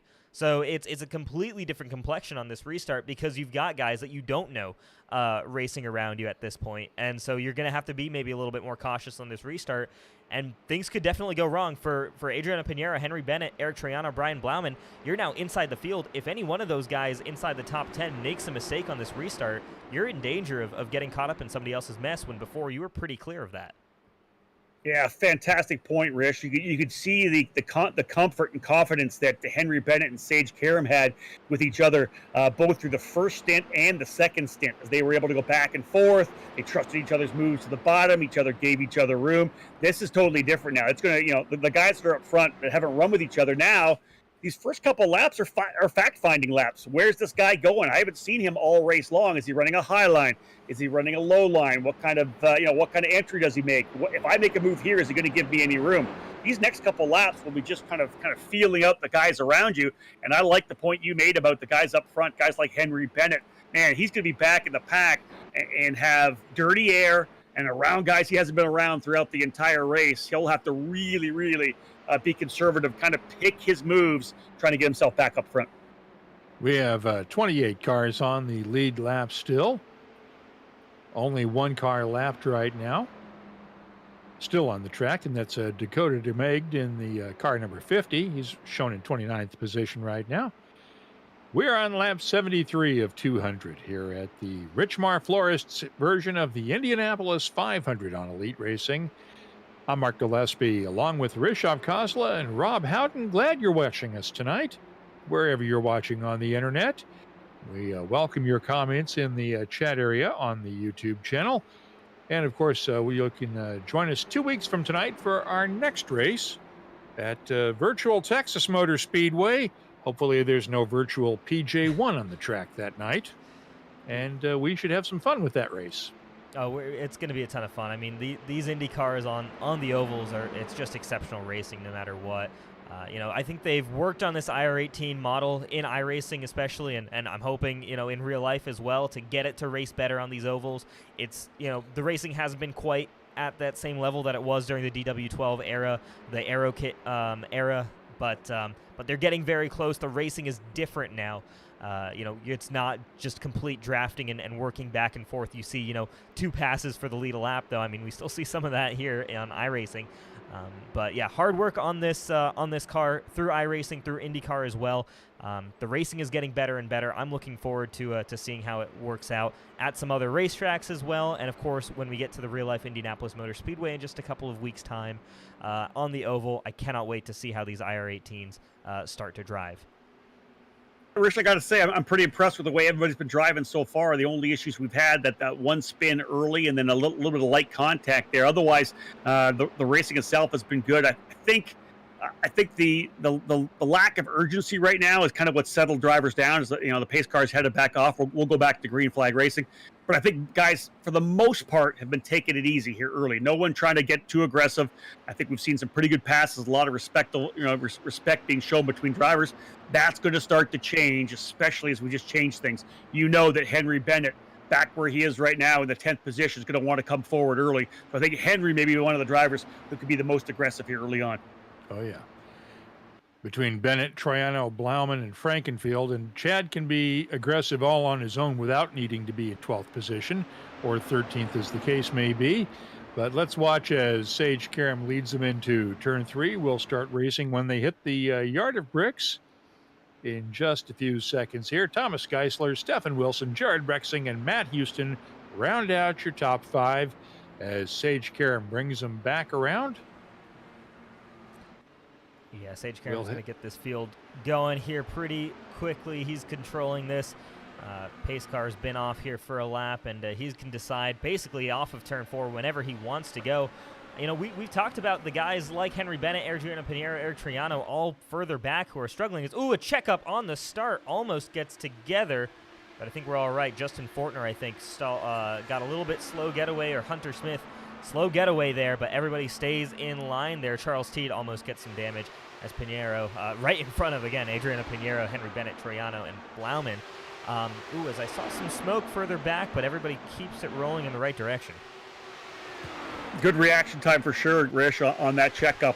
Coming back to the green, you can see at least one of the drivers having to take evasive maneuvers and dive back to the inside of the racetrack. Opening lap looking pretty good so far. A couple of drivers looking to the inside. May have a couple of passes here coming through 3 over to turn number 4, but that outside line still holding on, Mark. But yeah, there's a move to the bottom. Again, look at that outside line. Very impressive. See these guys stay high, getting a better run out of the corner, taking care of the tires early here, and that's that run down the front straightaway. That's Victor Del Porto and Chad Frankenfield battling. Is further back in the field right now, battling for 17th position. Yeah, this right here on your screen is what I wanted to mention before we went back to green here. Is Thomas Geisler. We talked about the fact that Pinheiro, Bennett, all those guys are further down in the order, and that's going to be different for them. But how about Thomas Geisler, Stefan Wilson, Jared Rexing, Matt Houston, the opportunity they've just been handed to lead the Indy 500 as Thomas Geisler made that move on Sage Karam. He's going to lead a lap here across the yard of bricks. I mean, this is huge for him. Changes up the race complexion completely for this car in a positive way. So different strategies playing out right now, but Thomas Geisler leads a lap here at the Elite Indy 500 presented by Richmar Florist. That's just a huge opportunity for him. He's going to run away with this if he can. Yeah, different drivers up front, but here's what's not different. Sage Karam, P2, saving the tires, saving fuel. He likes running second here right now. It kind of surprises me a little bit because what we saw, of course, on an opening stint, both he and Bennett back and forth, each led kind of half a lap. But right now, Sage Karam showing his maturity and, of course, his experience at the Speedway as he works his way out of turn number 4 right now. Very comfortable to sit right there in that second spot. We saw him go 3 laps longer than Henry Bennett on that stint, at one stint. I like what we're seeing out of Sage Karam right now. A ton of patience, Mark. P2's good. Guys are still the leader, but Karam showing that he wants to be up front all day long. And this is a change for Sage Karam, who was known for being rather impetuous in his younger days. And to see him showing this level of patience and the willingness to ride behind in second and look for consistency is really something welcome for Sage Karam. Yeah, Mark, I think you're right. Sage was a young kid that was a superstar in North American karting before making his move into the USF 2000 program, scored the Road to Indy Championship in 2010, went on to win championships in Pro Mazda, also in the Indy Lights program, a lot of race wins. This is a guy that was essentially destined to be a star. When he arrived, a lot of pressure put on his shoulders, and I would say that he probably didn't react the way he could have. had a couple of run-ins, was pretty aggressive, wrecked some cars, but there's just so much talent there. And of course, to be able to see him back and really get the loyalty from Dreyer Reibold to be able to keep coming back to the 500. I know they've talked about trying to get a full season together. That's something that will be on my wish list, to see Sage Karam, who again, one of the true American talents over the last decade, to get a chance to really spend a full season or two with the right people, under the right temp, with the right guidance, see what if he couldn't become a star of the future. Absolutely. I mean, we know he's a talented driver. We know that he has the potential. It's just a case of getting him the seat time. And it's great to see him showing it here, but I just want to see him show it on the track and give everybody a chance to really see what Sage Karam can do in a car. Yeah, absolutely. A ton of talent, and I think the big thing is the increased maturity. I mean, a bump day as close as he had a couple years ago will age a driver no matter who you are. And I think for him, that he's since being dropped there by Chip Ganassi Racing, I think he matured a lot in those years off from the series. In these one-off events, he understands now what it takes to be an IndyCar driver, and now he's just waiting for that funding for all of that to come together for him to be able to come back full-time. And I think he can certainly be a threat with Dreyer Reinbold Racing, or even with another race team there if they want to take him up. He's got the talent. I think there's potentially some holdouts still in terms of funding, but man, oh man, once he gets a full season, look out for Sage Karam. And I think one of the key things to bring up, and it's obviously tough to bring up, it's not a positive note, but here's a young guy was of course involved in the incident that killed Justin Wilson right at Pocono with his front shock cover coming off, not his doing. But man, he went through a lot of issues mentally on that. Sage and I talked about the fact that some of the stuff that people would say to him, people were Justin fans. This was not something that he did. It was just a freak incident with his shock cover, and he had to go through that. It's not something that a young man, especially at his age, was really armed to be able to defend and to be able to deal with. And so he's been able to work his way forward. I said, I've known Sage since he was about 8 years of age, running cadet karting. To see how far he has come and to who he is right now, I think there's a driver that could, if he got the opportunity, could be definitely somebody to watch. So I hope to see it happen. We hope to see him have a good run at the 500. But right now, Mark, I'll put it back to you, because we get a lot of drivers getting racy out there. Oh, yeah. And on that note, I mean, what happened with Sage at Pocono could have happened to anybody. I mean, it was an accident that was far enough ahead, and Wilson had nowhere to go when that part came flying out, and nobody even saw it coming. So there's nothing to blame Sage Karam for on that one. Agreed. He should never have been given the amount of grief he was given. Thomas Geisler is your leader right now, pulling out to just a little over a tenth of a second over Sage Karam as they head down into 3. Stephen Wilson holding really well. He's really well steadily right now in 3rd place right now. Pinero's moved back up to 4th. Rexing is in 5th. Yeah, Adriano Pinero right now is flying. He's been passing basically one car every lap for the past couple of laps here. This 12 car is, on rails right now. He's so quick with those fresh tires. He's left the rest of the guys he pitted with in the dust. I mean, Henry Bennett still in the 8th position, Triano in 10th, Blauman in 11th. Those guys haven't moved forward. Frankenfield down in 15th. Adriano Pinero is the only guy who's been able to move forward of the guys who pitted on that last caution. So really impressive run by him right now as he's looking to go around the outside of turn 3 on Stephen Wilson. I thought he was going into the wall right there. Yeah, Pinero. Yeah, Pinero rolling the top side of the racetrack, but I think a lot of guys have tried this, guys, over the first half of this race. They're comfortable running the top. Anders Kron was kind of the first to show that it could work. You see Pinero, now he's going to look to the top side of Sage Karam, who keeps running that bottom line and saving that fuel. I really like what we're seeing here, because we've got a bunch of guys on different pit strategies. We saw so many of those guys jump in on the yellow. A lot of guys stayed out. We're seeing the better tires able to start working their way forward. There's an incident further back, Rich. Did you see that? Yep, I think it's Coming Chad out of turn number 2. Frankenfield. Chad Frankenfield involved. And another car involved in that incident as well. I believe Julian Altena it is. We'll take a look at the iRace Online replay as the caution comes out. But Frankenfield there, who was one of our kind of top guys contending for the win earlier on, fell back into the pack, and we talked about this on that last restart. You start racing guys that you're not as familiar racing against, and that could have been what happened here with Chad Frankenfield, just not confident racing the guys he was. And I say not confident racing the guys he was. I'll tell you the car right in front of him, that was Rowdy Bush. Let's take a look at this incident here. Yeah, here they are coming down to the bottom of the racetrack. Frankenfeld was looking pretty good. got tight. He caught it with the right rear coming out. Yeah, I think you're probably right, Mark. Looked like he touched the rear. All I saw was him shooting across the racetrack. But Yeah, he caught it with the right rear and shot right across the track. I wonder if there's a little bit of aero wash. Maybe, got the car into the bottom. We'll have a look. Let's ride on board with him now. Just coming back across the front. And just a little wide on the exit. Yeah. I'm curious as to what happened with Julian Altana. Maybe he checked up here for the Frankenfield incident. That could be. But he went into that inside wall as well. Harish, Mark, I think you can both comment on this, but I guarantee you that Chad is absolutely beating himself up over that right now. Oh, yeah. So here's Altana on the inside lane. Just gets loose there on the bottom, actually. Yeah. So maybe a little bit of checking up there for the Chad Frankenfield incident, but also seemed to be just struggling a little bit as well for himself. Well, one of the things about these race cars, and anybody else tell you this, when you're got the car loaded like that in the corner trying to get through the guy on the top side, if you at all jump out of the gas and you cause that transition of the weight, the rear end can come around pretty quickly. You got to keep that weight on the rear tires, and when everything kind of starts rolling forward, the car gets light. And Mark, here we go. I would expect these are the guys that didn't come in the first time. More pit stops. We may even see Henry Bennett cycle his way back to the front. And we have Henry Bennett is actually right behind the pace car. He's taken over the lead right now. The leaders all hit the pits. Blauman second, DeGreet third. Kyle Busch has moved up to fourth. Anders Krohn is in fifth place right now. They're skipping the chance to pit this time around.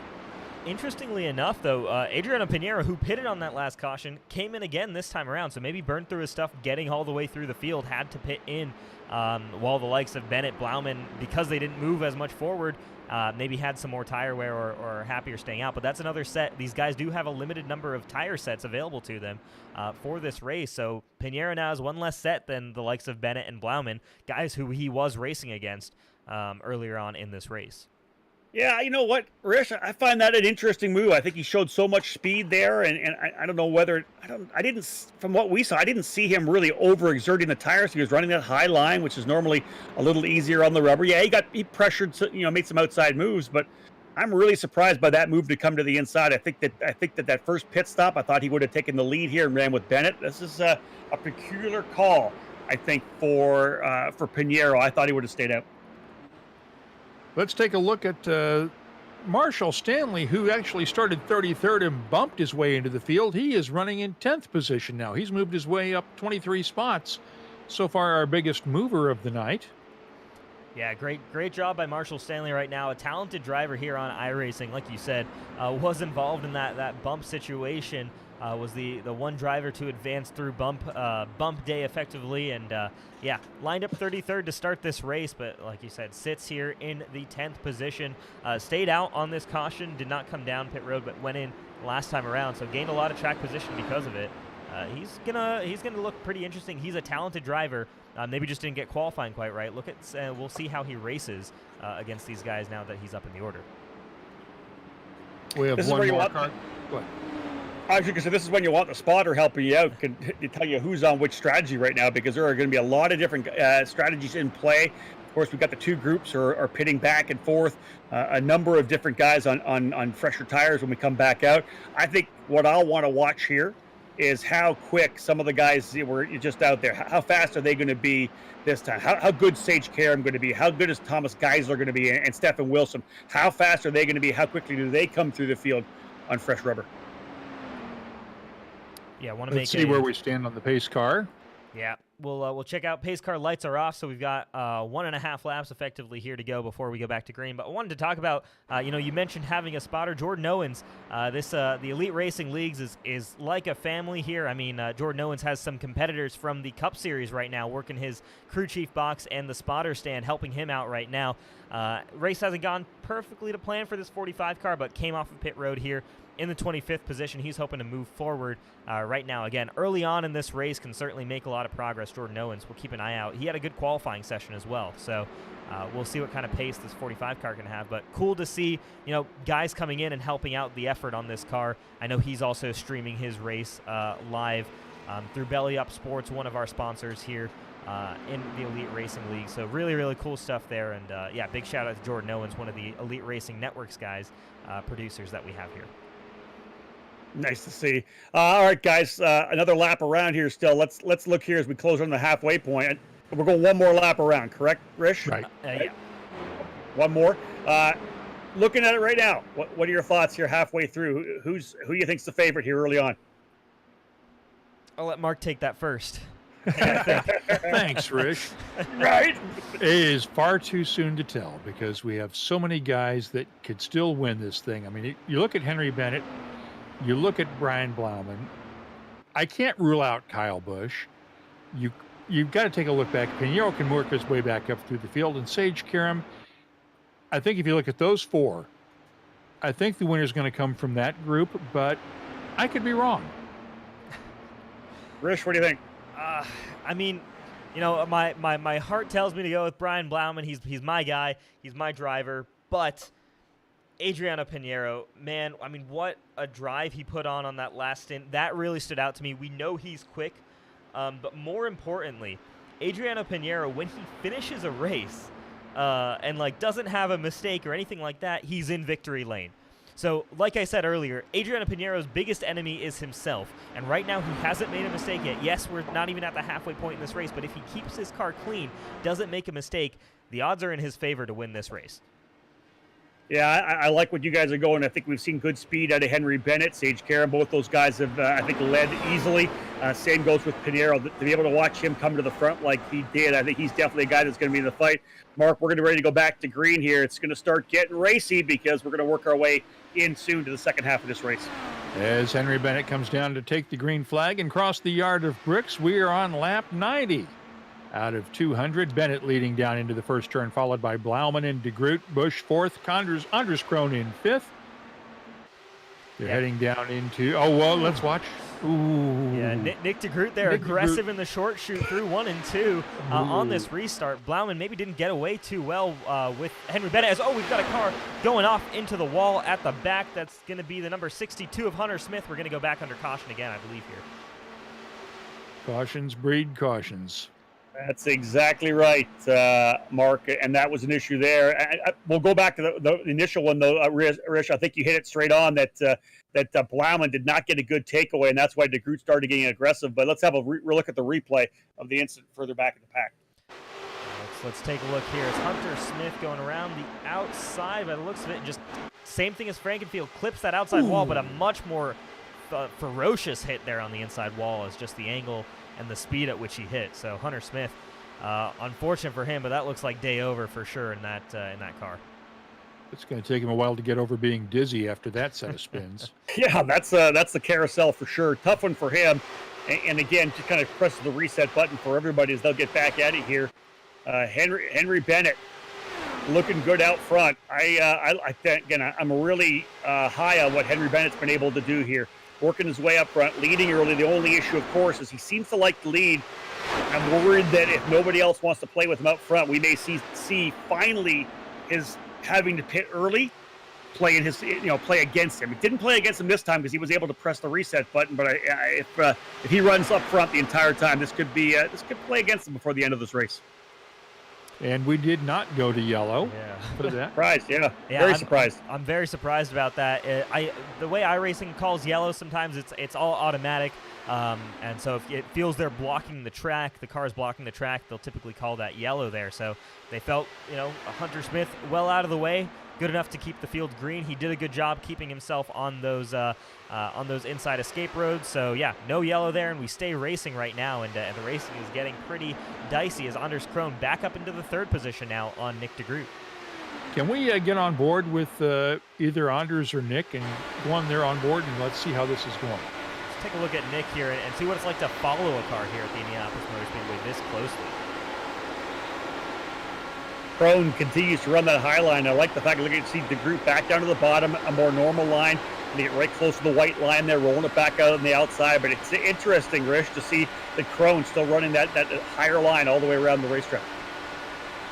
Yeah, definitely. I love to see this, and there you go. So even Blauman has kind of moved himself back towards the inside of the line because it was really Anders Krohn and Brian Blauman who are the two guys who, for me, seem consistently to be running that higher lane. But yeah, it seems to be there's some grip up there that's working for these guys. You're able to carry more speed up there.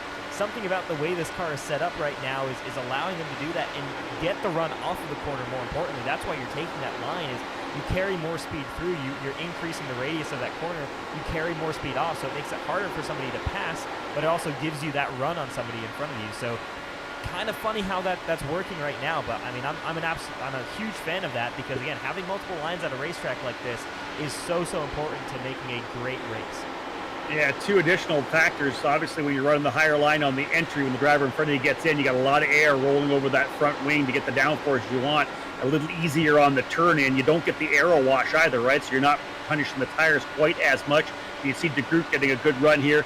It looks to me like DeGroot, though, being smart. Again, we are just coming up to the halfway point. He keeps looking to the bottom of the racetrack, but has not got aggressive. He knows that if he sits here P4, he's going to put himself into a position to potentially be a guy that we could be watching for a race win before the end of the night.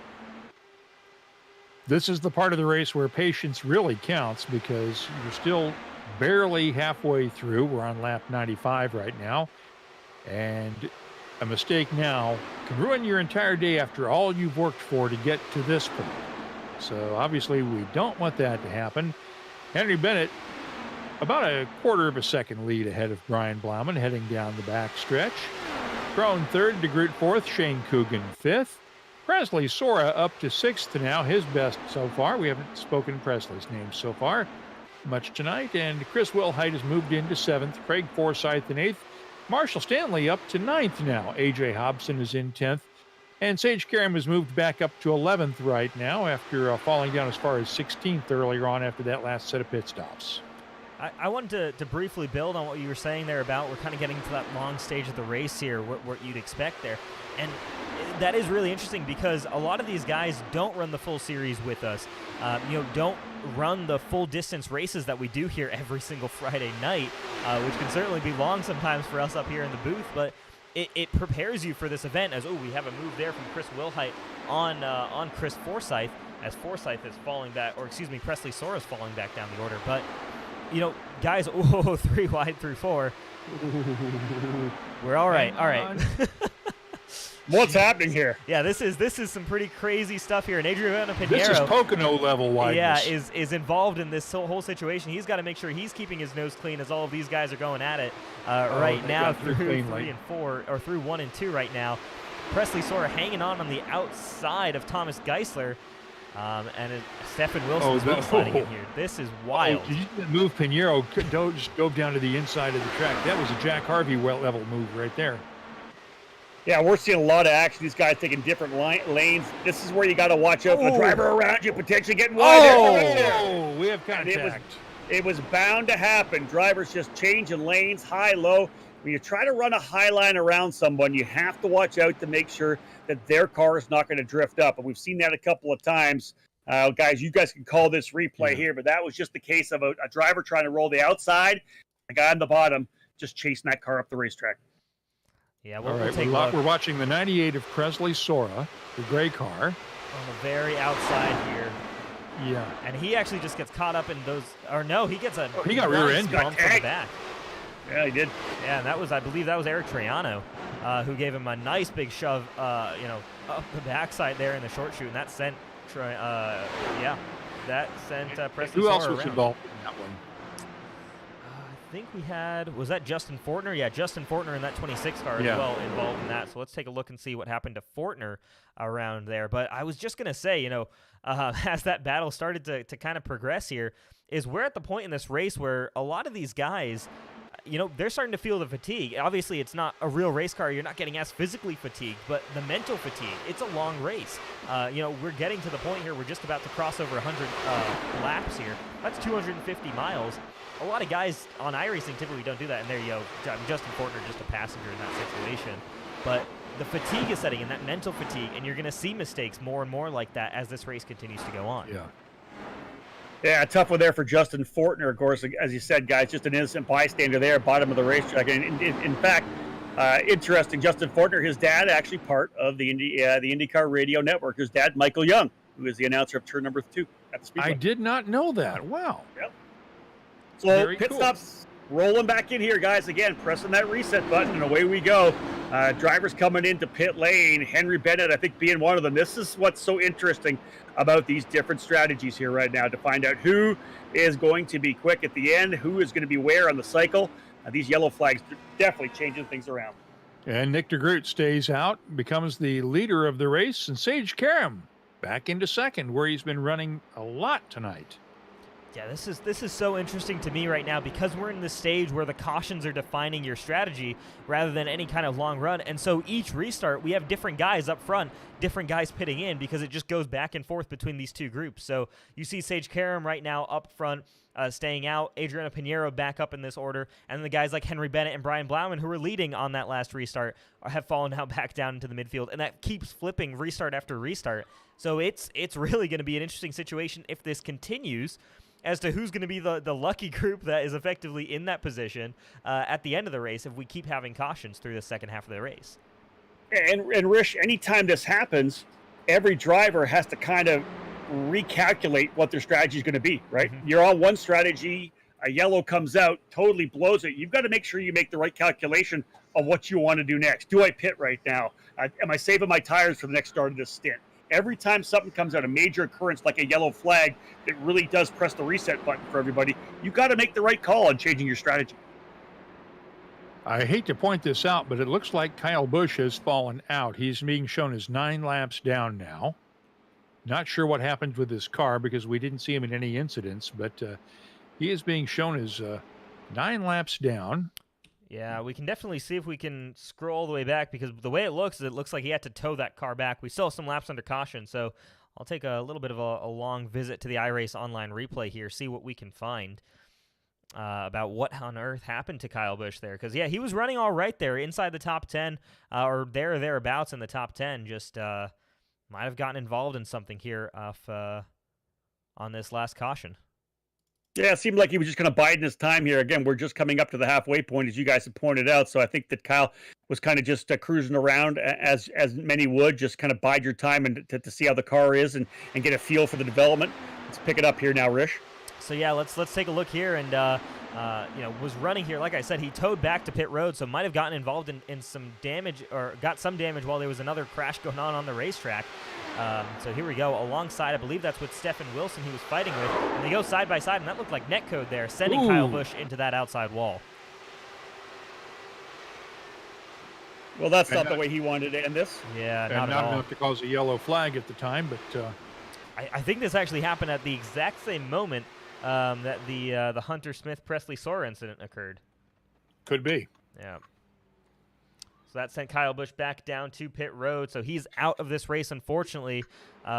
He was having a good run there, was, again, like you said, just biding his time, kind of, I think, figuring out that car underneath him. So, yeah, big, massive misfortune for Kyle Busch there. It looked like it was just netcode on that incident, and that just happens, for those of you watching at home who don't quite know what that is, that's where the internet connections of guys don't quite line up perfectly, and even though there's a gap on the racetrack that you can physically see, the game reads it, the servers in the game read it as basically you making contact, and for Kyle Busch, that sent him into that outside wall in turn 1. Indeed, it happens on occasion, because you could see that both those drivers were clean coming into the corner. Stephen Wilson had the bottom side. Kyle was giving him lots of room. Hate to see netcode take him out, because, as I said, he was running very cleanly in top 15, top 10 throughout the entire day. And we want to thank Kyle for running with us tonight. It's always good to see the pro drivers decide to come in and have a little bit of fun in their spare time, what little spare time they have. So we want to thank Kyle for racing with the Elite Racing League tonight. Nick DeGroot remains your leader as we come around, followed by... And look who's second again, right there where he wants to be. Yep. You don't want to be out in front. You want to be second, because of the way they pull ahead coming in through the turns, and where they can draft coming down the straightaways. And Sage Karam has had impressive restarts all throughout. Like, he's been ready to pounce in turn 1 on most restarts that he started in second. So, I mean, look out for this guy. I'm sure he's happy to stay in second right now, but I'm sure he wouldn't mind just letting Nick DeGroot know, hey, man, I could pass you whenever I want to. Here's a little Sage Karam story for you guys. Back in his cadet karting days in the mid 2000s, early 2000s, Sage was a guy that was a class of the field, multi-time champion, but he would run second. He would have a driver in front of him, and he would literally pound that guy in front of him for 20 laps. You knew he could pass at will, but he would just stay there, and eventually tuck out last lap, penultimate lap, whatever it was. He'd make the move, take the lead. That was his MO. We were used to that. We knew Sage was going to be able to do it, and that's what he's showing me here right now. Very similar to what he did in his early karting days. Seems very content, comfortable to run P2. As they head down into turn 1, we are back to green flag racing at Indianapolis. Nick DeGroot remains your leader in car 89. Sage Karam second. Thomas Geisler third. Stephen Wilson fourth. Jared Rexing fifth. We are halfway through tonight's Indianapolis 500, presented by Richmar Florists. Here we go, the move by Thomas Geisler on Sage Karam here. So Karam actually loses out on a position here on this start as Geisler aggressive moving forward. We saw him lead a couple of laps a few laps ago as we've got, I believe, another caution out on the racetrack. And it's Brian Blauman, I think, in the 29 car involved in this crash and big damage on that car. He was back in the field there, and he was competitive for the lead. I want to see what happened here to this 29 car. Really unfortunate and looks like a massive incident going on. Hey, Mark, what you said it right. Cautions breed cautions. There's Blauman coming down that back straightaway. Touched wheels. Yep, and looks like a couple of other cars there. You see, hard into the outside wall for a couple of other cars 3, there. 4. Yeah, that's a handful of cars involved in this one, guys. Yeah, Chad Frankenfield in that. Alexander Van de Sant in that. Who else was that? Was that Dakota DeMay? Nope. Trying to see. Julian Altena was there, AJ Hobson, all involved in that incident. But yeah, man, it all started there with Brian Blauman running side by side with, I think it was Anders Krohn. I think that makes sense because Stephen Wilson was further up. Anders Krohn was about where Brian Blauman was. Those two. Can we get Brian's in car? Absolutely, yeah. We'll have to see what happened there between Blauman and Krohn. What's interesting, Rish, and when you get it, you'll be able to call it, but Anderson's been running that high line the whole time, right? And you got to think that maybe Blauman just trying to go the outside, and we know that Krohn has not been running that bottom line at all. Yeah, he hasn't. I mean, Blauman gave him plenty of room, I think. That's looked to me like, unfortunate. Yeah. Blauman had given him room. Let's see if can we re-rack that to see the in-car for Anders Krohn. I'd love to be able to see that incident because to see those two guys again. Those are two guys that we could have looked at potentially calling the battle for the race win over the last final 50 laps. Both those drivers look really good, right, Mark? Oh yeah. And I'm curious what the view from even further behind to see what was going on. Because let's see. Yeah. Oh, yep, right there. Krohn did not want to go to that white line, and he got some damage too. It looks like. Yeah, had some damage for a second there. We'll have to see if I don't know if Anders Krohn came back down pit road recently. He might have actually. But yeah, let's head back and see from the cars behind them potentially what that incident looked like. But that, I certainly don't want to sound too biased there, but it does seem like that incident might have been on Anders Krohn. Yeah, to me, what I see was Anders kind of had the position of the bottom, and I think, though, that Blauman had given him room. Looked to me like Anders, the car potentially chasing up the racetrack a little bit. Would you kind of agree with that, Rish? Yeah, that's exactly what I kind of felt. And, like you said, Anders Krohn was running that top lane the entire way around. And, yeah, I mean, there's space on the inside there for Shane Cougar. Good job there avoiding that wreck. But, yeah, it begs the question now.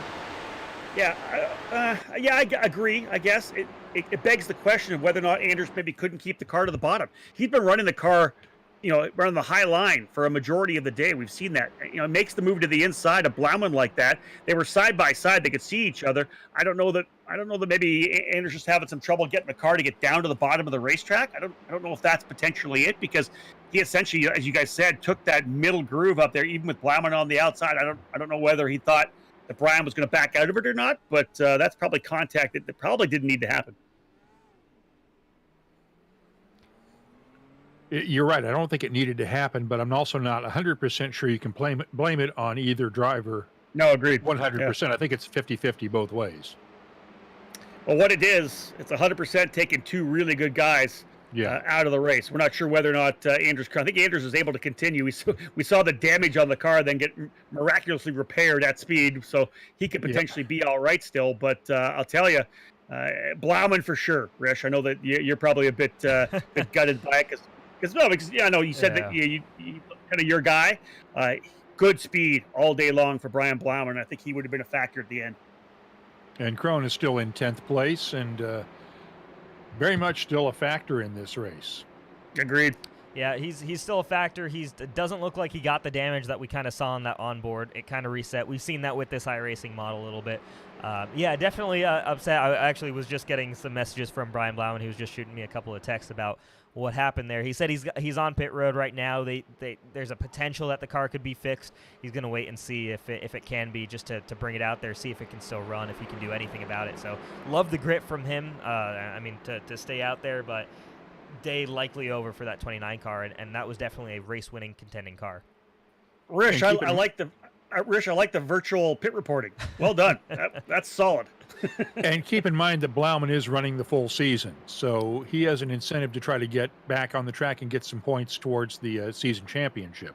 Yeah, absolutely. That's one of the things. And I mean, this championship hasn't gone this way. I mean, I crew chief for Brian Blauman in the Xfinity series that we run on Monday night. So I'm super familiar with him. We've been friends for many years and have worked together in sim racing for many years. We've been looking at this race very much. The luck has just not been there for him this season. That seems to be continuing here, even at the Indy 500. He's had fantastic pace. Again, looked very strong in races, especially. Just gets unlucky in certain situations, whether that's his own making sometimes or just getting caught up in other people's deals sometimes. It hasn't been his season for sure, but man, oh man, he put on a show for us in those first 100 laps, and we can definitely appreciate that up here in the booth. Pace car back to pit lane, so again, that one cruise around for Nick DeGroot as he will set the pace when the guys come out of turn number 4. Thomas Geisler running in the second spot, Sage Karam in third, Stefan Wilson P4. The front 4 guys, Mark, I think, again, as we kind of re-rack the guys that we think that could be in the end, I would think all 4 of these guys could be in the conversation in the last 25 laps. Oh, absolutely. Jared Rexing in 5th has done well in the last couple of races. And then, of course, Adriano Pinero's back up to 6th now. So let's keep an eye on him as well as they head down the back stretch. Yeah, I'll shout out Chad Thornquist. I mean, remember, he was the guy who brought out that very first caution of the night. He's up in 8th position right now in that number 92 car. The second of my cars, the second hope I've got here. So I'm going to mention him on air. But no, really impressive job by him to work his way back up into the top 8 on strategy right now. We'll see how he does now faring against these guys running up further in this field. Yeah, started 21st, and to be able to come back from an early spin, that's the way to keep your head down and keep digging. So much stuff has happened here, Mark, over this the course of this race. Guys that play it safe, stay out of trouble, can find themselves back into the top 10. As Nick DeGroot brings them down to restart racing on lap 108 as he crosses the yard of bricks right now. Heading down into turn 1, not seriously challenged, coming down. Yeah, let's see if Geisler can get back up close on his front. Sage Karam is looking to make a move on Geisler, coming probably down into turn 3. Geisler is under attack right now. Stefan Wilson is in 4th. Pretty nice and spread out on that restart. So good job by these guys to get underway. I think probably want to get some green flag laps in here after the last couple of cautions. But yeah, Sage Karam right now staying close to the back end of Thomas Geisler, but Nick DeGroot with a great restart really hasn't been challenged so far, as Jared Rexing now under attack by Adriano Pinheiro. I mean, how about him? He's been working his way back up the order. He's still there and still aggressive as ever. You know, I think of all the drivers so far, guys, Pinheiro's been the guy that has been the most aggressive and has really shown the most in terms of being able to pass, whether it be on the high side or the bottom, right? He's really shown the ability to put his car anywhere on the racetrack. He's been aggressive. He's moved forward in essentially every one of his stints. He's led before, and here he is running the high line around the track as well, kind of sampling different parts of this racetrack. Pinheiro's the guy that I want to watch here again. I think he's going to roll up on Wilson and potentially get by Stefan Wilson again as well. We don't give a Rookie of the Year award in the 500 in this one, in the virtual version, but Pinheiro would certainly be a candidate if we were right now. Yeah, I mean, he's just been so impressive this season. We were touting him as a potential, championship contender earlier this season. I think he's lacked the consistency. Like I said, he's been the definition of win it or bin it, right? I mean, he's got 2 race wins, but then he's had problems in every other event. So if he keeps himself out of trouble, he's in victory lane or he's contending for victory, and that says something about just the raw pace and talent of this driver. But yeah, I mean, right now he's doing everything right and looking super aggressive, looking super fast, working his way back up to the front of this race. One of the things I've really loved about being able to work a lot of these iRacing events since the COVID shutdown of March of 2020, really, I think I've probably done 50 or 60 races across the different networks, and I've really, really enjoyed it. For me, it's also the ability to see what's something we've never had before, and it's there's the professional drivers and the race fans and the interaction you have on race weekends.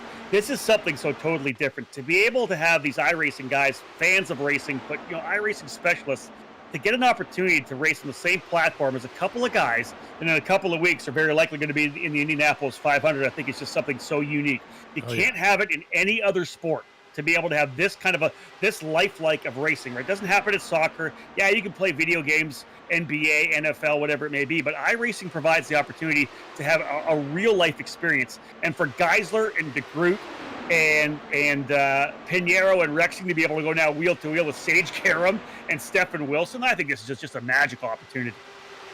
And imagine those guys that were leading Kyle Busch earlier being able to say, I was beating Kyle Busch on the racetrack. He's got nothing on me. I like this run here for Pinheiro again. P5 still going to work on Stefan Wilson. High side, low side. Really good opportunity to study the guy he's going after. Try to find any kind of weakness that he may have to see if he can't make the move. This front running four, this quartet, very strong. Yeah, we'll take a look and see what Pinheiro can do now back on the back straightaway. He's working that kind of, again, a little bit up off that white line, higher line, not quite as high as we saw Anders Krohn running earlier in the race, or has been running so far this race, but Pinheiro trying to just keep that nose, I think, out of the dirty air of Stefan Wilson, and it's working. He's getting good runs off the corner. He's just not quite close enough just yet here to make the move for third position. And Rishi's really done what he needs to do in this stint too, right? He's worked his way back to P4. He's in a great position right now. No need to take any high-level risk moves, because right now P4 solid. That's where he wants to be. Keep yourself where you are and keep thinking about playing that strategy out till you get to the final 20 laps. Right now, don't make the mistake of binning it here when you're running really strong. Those last 20 laps are the ones that are important. Let's watch as Geisler leads the field down into turn 3. Starting to pick up some lapped traffic up ahead. Guys, a lot of times talking to the IndyCar guys when we're at the 500 weekend, they'll tell you really ride around, feel the car, get a good feel for pit stops, maybe work on the car a little bit, keep changing it throughout the day. But those last 50 laps, that's when it's game on. I remember talking to Tony Kanaan, told me exactly that. Those last 50 is when you got to go. The opening laps, the opening 150, you're just feeling the car. It's those last 50, that last quarter, that really is when you start laying it out. Makes a lot of sense.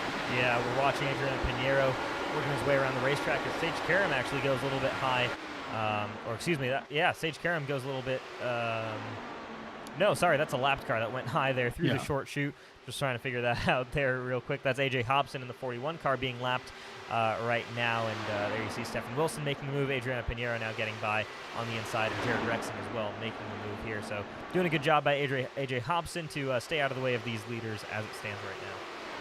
Yeah, I think that's a good call, Rich. Able to keep that high line. The driver's coming to the bottom. You can see that Pinheiro still going to work here, trying to close up on Stefan Wilson. But again, Jared Rexing getting up there on Pinheiro as well. I think if Rexing's able to stay with him, that could bode well for him. This is the best we've seen him run throughout the day here as well, Mark. And running P5 against one of the guys, I think, that looks the best here on the racetrack. And Matt Houston right behind him in 6th. That's the best we've seen from him tonight so far. Yeah, impressive runs right now from a lot of these guys. Like I said, the way these cautions have fallen has really shaken up this field in terms of guys that we had up front before. I mean, Henry Bennett right now sits in P15 still. Eric Troiano in P14. So there hasn't been a ton of movement forward from the likes of Henry Bennett. He had a great leading car, but man, he didn't have anything. He doesn't have anything right now when he's in the middle of the pack. So we're seeing different guys get a chance to shine, and this is really cool here. It just shows how quickly the complexion of this race can change with just how cautions fall from lap to lap. Yeah, through the first 100 laps, we watch drivers take a lot of different lines. And you wonder, why are they doing that? Why not just sit in the draft and play around? Well, this is the time right now when you're working through lap traffic. This is when you want to know what the car is going to be like. You want it to be predictable. You want to know exactly how it's going to feel, high line, low line, maybe coming from the high line down to the low line, higher to 2, down to low into, or higher to 1, down to low into 2, because you've got to be able to thread your way through it. If you haven't put your car somewhere where you're going to have to, if you hadn't done that earlier in the race, you're not going to be able to predict what it's going to do. So all those drivers taking different lines, paying off right now as they're able to thread their way through this lap traffic. And let's remind you that Brian Blauman is back on the track right now. He's being shown as 3 laps down, but he did get the damage repaired from that crash and is back out. Once again, still 3 laps down, but good to see him back out on the track, and challenging to see just what he can do as far as collecting points towards the season championship here in the MegaPlayer86.com IndyCars series. Yeah, he's definitely not got the same pace. Just watching that last lap time and how it compares, it was a 42.5 versus the leader's 41.5. So about a second a lap slower right now around the speedway. He did make a pass, but even then, I think there's definitely pace missing from that 29 car. Certainly some fundamental damage to it as Chad Frankenfield looking for another move. But these guys are having fun at least right now, as they're the only 2 guys where they are on the racetrack, both of them with pretty heavily damaged race cars. Yeah, but this is what you do that separates you from winning a championship or not winning a championship, right? It's what you can do in when you're put up against the wall, and I like what Blauman's doing, getting back out. Hey, you know what? Stay out of trouble. We could have a couple more incidents, a couple more wrecks, guys falling out of the race. He could find himself up at the top 20, which would be key. But again, up front, I'll tell you, Thomas Geisler has looked good all night long as well, and still running P1 there. But Sage Karam back to second, comfortable P2. I'm looking forward to these last 20 laps. I think it's going to be super exciting.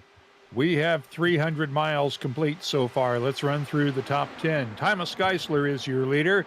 Sage Karam is in second. Stefan Wilson third. Adriano Pinheiro is in fourth. Jared Rexing fifth. Chad Thornquist sixth. Charles Teed in seventh. Anders Krohn in eighth. Chris Wilhite in ninth. And Shane Coogan in 10th. Yeah, very different top 10 to what we saw earlier on in this event, but all these guys doing a fantastic job right now at holding on to these race cars. Again, we're getting towards a full run here. It's been 34 laps on this stint, so I actually expect to see cars like Thomas Geisler maybe coming in relatively soon. There has been some caution laps. I think he stayed out on that last caution to get this track position, so he's probably run maybe 5-6 caution laps on this fuel load. So maybe get to lap 36, 37 here on this stint, but yeah, we're getting very close to pit stops here, and that could certainly shake things up again. Yeah, it could. This is going to be really interesting because where we are running right now, we're looking at potentially 2 more stops. I think some of these drivers may go on fuel save. If we end up getting some type of another yellow, that will obviously change things. But if we go green all the way to the end, this could get really interesting because we're right at that point where it's going to be 2 long stints after these drivers do come back into pit lane. So for a guy like Sage Karam, who's been trying to run P2, take care of his tires, or take care of his fuel and his tires, it's going to be interesting. It's marked 1 driver, at least 1, into pit lane already. That's Jared Rexing in pits right now. He has dropped back down to the bottom of the field, shown in 15th place right now. But he's the first of the cars in that leading group to hit the pit area as Pinheiro comes around on the inside. Pinheiro still working on the back of Steph Wilson there by the looks of it. But Sage Karam's dropped back down to 4th position, so he's been... right, he just got passed by Pinheiro, yeah. Okay, yep. So yeah, Sage Karam kind of maybe struggling a little bit late here in this run, but these guys running another lap here over Rexing. So Rexing, despite running kind of behind a lot of these cars, burned a little bit more fuel than the rest of them. Even Thomas Geisler, who's been leading this entire stint, I think Geisler's had the benefit of lap cars that he's been able to, or happy to sit behind for the past couple laps especially. Well, this is my thing right now, guys. We're looking at around 75 laps to go. You split that in half. you're talking 37 lap stints. Is Sage Karam trying to go a little longer? Is he on fuel save mode now? Is he thinking about a potential run to the checkered flag? If we don't go back to yellow again, this will be really interesting. We're talking about 2 more stops, one coming up very soon, and then one more midway through. If you save fuel, this could be interesting. More guys coming to pit lane. That looks like Thomas Geisler. I like the way this is setting up. If we don't go yellow, we are going to have a really interesting strategy play to the end of this race. We certainly will. And Stefan Wilson has moved into the lead. Yeah, works his way past that lapped car right there. So yeah, Stefan Wilson works his way to the lead of this race. I think that's the number 50 car of, I believe of Dakota DeMaig.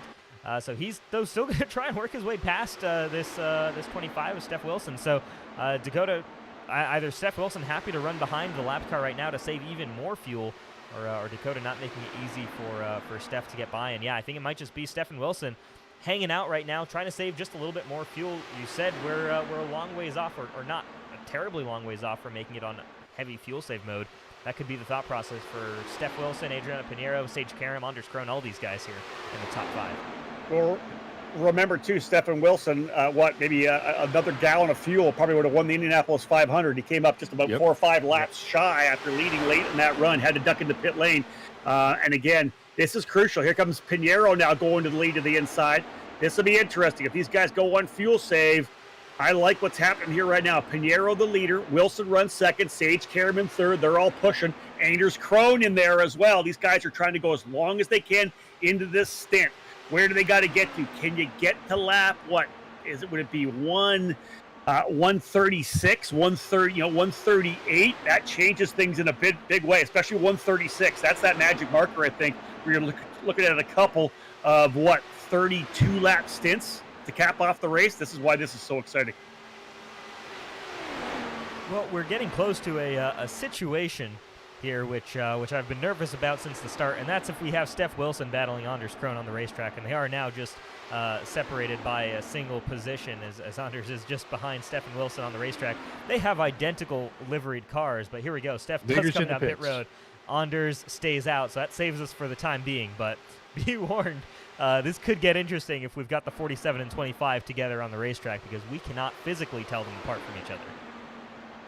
Well, here's the interesting thing. That is now that's 2 36 lap stints, 72 laps till the end of this. I don't know that you can go 36 laps here, right? So it's going to be, if it's a 2-stopper, that plays, you come in early, you come in late in the race. Is there anybody out there that's going to go on super fuel save mode? Who's clutching and coasting out there to potentially try to get themselves to the end of this 500? I love how the strategy's playing out here. Mark? I agree with you, and I realistically think we're going to have at least one more caution, but we can't count on it. Yeah. Yeah, it's hard to tell exactly. Obviously, you can't plan for you really can't plan for a caution. We've seen, races that you'd say, oh man, things are getting pretty hectic, but the caution doesn't come out. I mean, we saw that crash with Julian Altana. He hit that inside wall hard. Caution never came out. So you can have incidents still take place, but no caution come out. And so these guys right now, they have to be planning to be on fuel save mode for the rest of this race. And that has to be the primary strategy, right? We talked about it about 30 laps ago, how every one of these drivers, anytime something happens, whether it's a yellow or an extended green flag run, you have to start recalculating and kind of change that strategy, be ready to make that move if you have to. We're watching Anders Krohn battle it out here right now. Anders, I think, going to P1. Yeah, indeed. Anders Krohn now to the front of the pack here. A number of drivers have come down to pit lane, as you said. The leader's coming down. Sage Karam's gone to pit lane. Stefan Wilson to pit lane. Anders still hanging out there, trying to go deeper into the stint. Anders could be in a good position if he's able to get into that window, like we said, to make it just one more stop after this particular one. He could be in the driver's seat as well. But so many permutations still to play out here before we get to the end. Let's watch and see if anybody heads down to the pits as we head down the main stretch. We're on lap 131 now, just getting underway as Krohn tries to get around lapped traffic, followed by Chris Wilhite. That lapped car of A.J. Hobson, I believe, going a little bit higher than normal just to try to get out of the way. This is now 5 laps separating Geisler and Krohn on this particular stint here in terms of laps stayed out. That's extremely significant. We saw Anders Krohn did a similar thing here where he stayed out. He did an amazing job saving gas on that last on a stint earlier in this race. I mean, he could be somebody who maintains this pace and is still able to make it, 35, 36 laps to the end. Yeah, very Scott Dixon-esque, right? Here's the guy that you think everybody's going to be out of fuel, and somehow Scott squeezes out 5 more laps. We're always on pit lane for the IndyCar radio events, IndyCar radio at these IndyCar races, thinking that the Wolfpack's got to be going over the wall pretty soon to take care of Scott, and it's another lap, and it's another lap, and it's another lap. And the ability to save fuel is such an absolutely powerful talent to have, and Dixon, of course, getting it done. Look at Anders Krohn here, continuing to push. Can he get to that place where it's going to be a two stops to finish this race off? Everybody else has been in, Mark. They're going to have at least to do 2 more, right? There's 2 more stops coming for those drivers. And back in the day, a driver like that, like AJ used to do, you'd check his fire extinguisher just to make sure there wasn't a fuel line running out. That's it. Oh, man. Well, Anders Krohn, still staying out again another lap here. And another shout-out to Chris Wilhite, Shane Coogan, Marshall Stanley, all running that same strategy as Anders Krohn.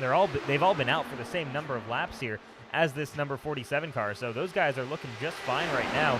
And this is working very much in their favor to be, the 4 that are really in contention when it comes to the end. And how about that? If Marshall Stanley is one of the 4 in the conversation on the last lap to be almost bumped, to be involved in bump day, to be part of the, that top 4 group of drivers that are fighting for the win, that's an impressive day at the Indianapolis Motor Speedway for Marshall Stanley, no matter how it ends up. I want to say 2 more laps for Anders Krohn could get him into that window. We talked earlier about the fact the fuel window between 28 and 32 laps. You'd have to almost go on fuel save all the way. 64 laps to go if you get to the 136 mark. I want to say they're going to put, 134, 135 in the books this next time by. If you can get to 36, I thought one driver was coming into pit lane and the backside of the racetrack, but no, this will be it. If you can get there, a couple of 32-lap stints could put you into place to be standing on top of the podium drinking the milk at the end of today. Still nobody pitting. Krohn, your leader.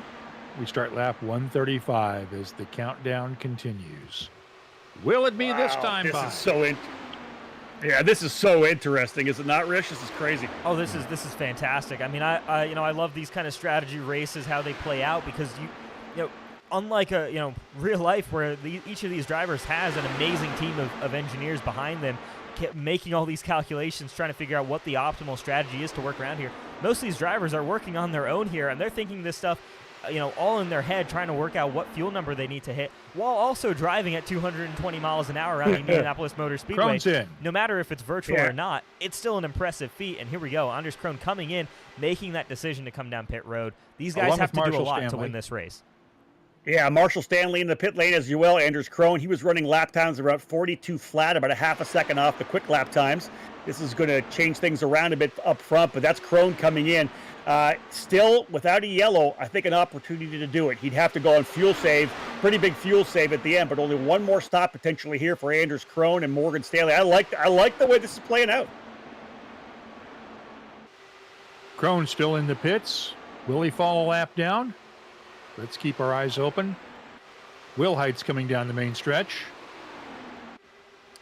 I think Krohn should be all right here. He's in the short shoe right now. Should stay on the lead lap, so shouldn't lose anything there. I think the track is large enough, thankfully, that that's not an issue. But yeah, there you see Marshall Stanley does a good job staying pretty close to Anders Krohn there off pit road, so those guys will stay together.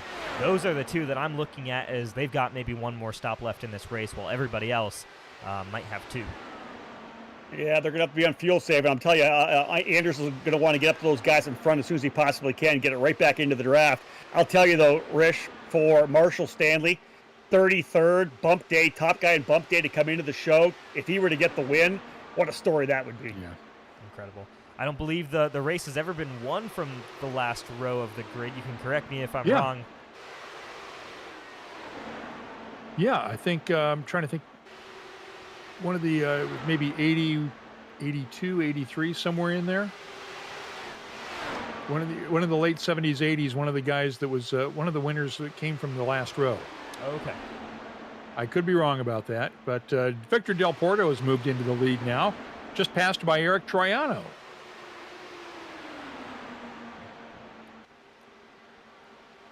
Here we go as Marshall Stanley making the move on Sage Karam now.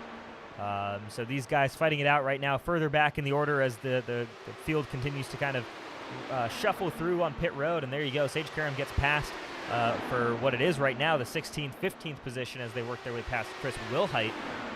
Where's Wilhite, though, going to come out in this field? He is going to come out behind both Anders Krohn and Steph Wilson.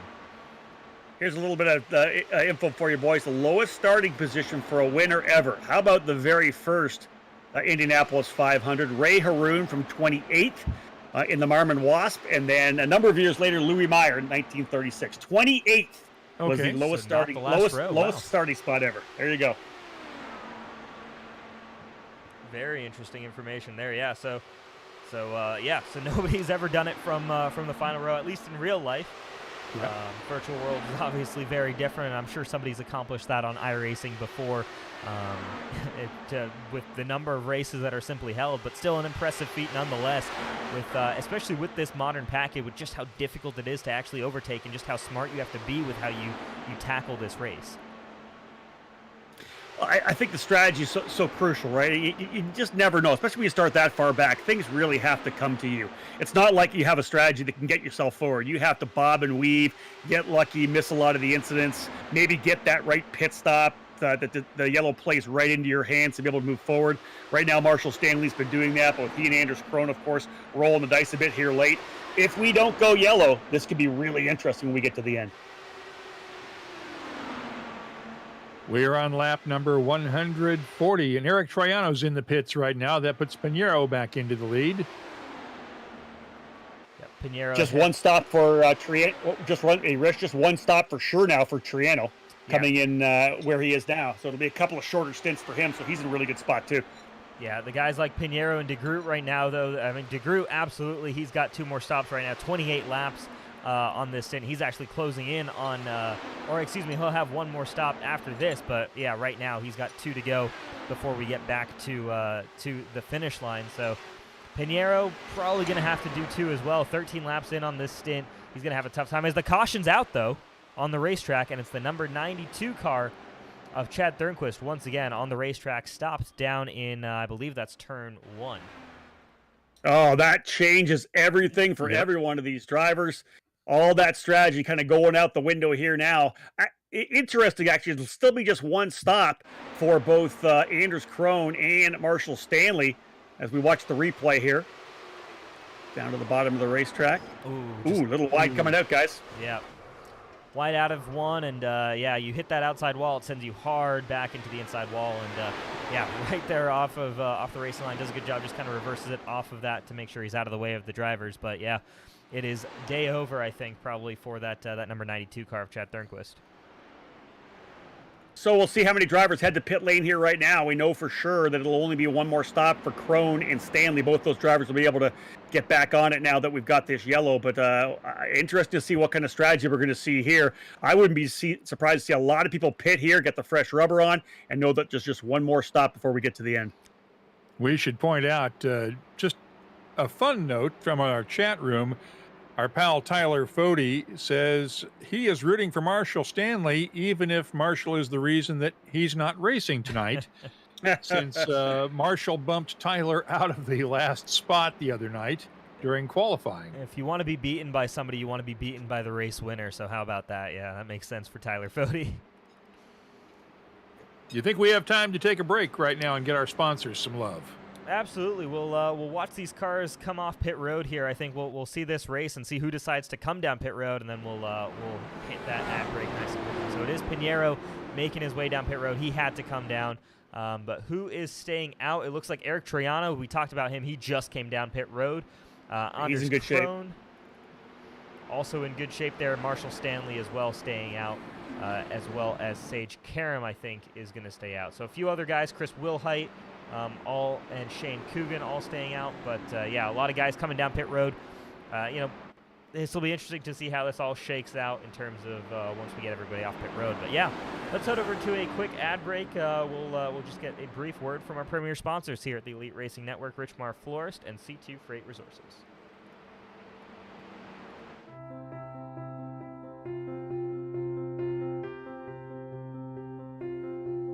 My name is John Cunningham with C2 Freight Resources. We are a Hub Zone certified logistics company here in Houston, Alabama. We've been in business for over 20 years, working with the Department of Defense and the federal government, among many other customers. C2 is committed to truckload shipments along with less than truckload shipments across the United States, Canada, and Mexico. Our high level of service is what keeps our customers coming back year after year. Our industry-leading transportation management software, along with our tracking software, allow our customers to know where their shipments are at any time, any day.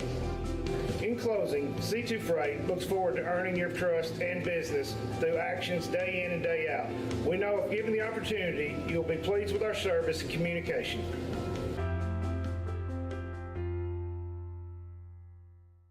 Richmar Florist makes every day a special day, from weddings and large events to that little something for any occasion. Richmar Florist has the perfect floral expression, and they're open online 24/7 at richmarflorist.com. Everywhere, every day. Richmar's 2 retail locations offer a fantastic selection of floral creations, gifts, and home decor.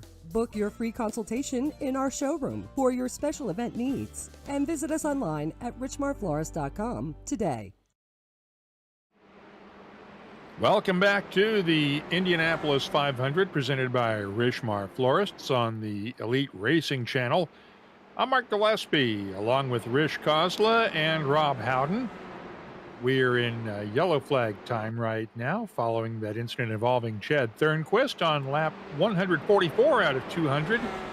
Pit stops have been completed. Eric Troiano is your leader. Anders Krohn second, Marshall Stanley third, Sage Karam fourth, and Chris Wilhite fifth.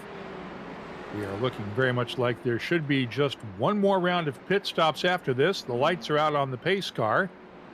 We'll have one more pace lap after the pace car pulls off. But Rish, what did we see during the pit stops? We saw that kind of split again happen. The likes of Eric Troiano, Anders Krohn, Marshall Stanley, the guys who just came down pit road, makes sense for them to stay out there, get that track position, just a couple of laps on their tires. The big surprise for me is Sage Karam there. He's got 15 laps on those tires right now, so he's got the worst conditions. I think he's hoping to stretch it out on fuel, but he's going to struggle a little bit with a lot of guys. Fresh tires, don't have to worry about fuel save to the end here now. Sage Karam right now in a little bit of a tricky situation to get that track position, had to give up, that ability to really push for it.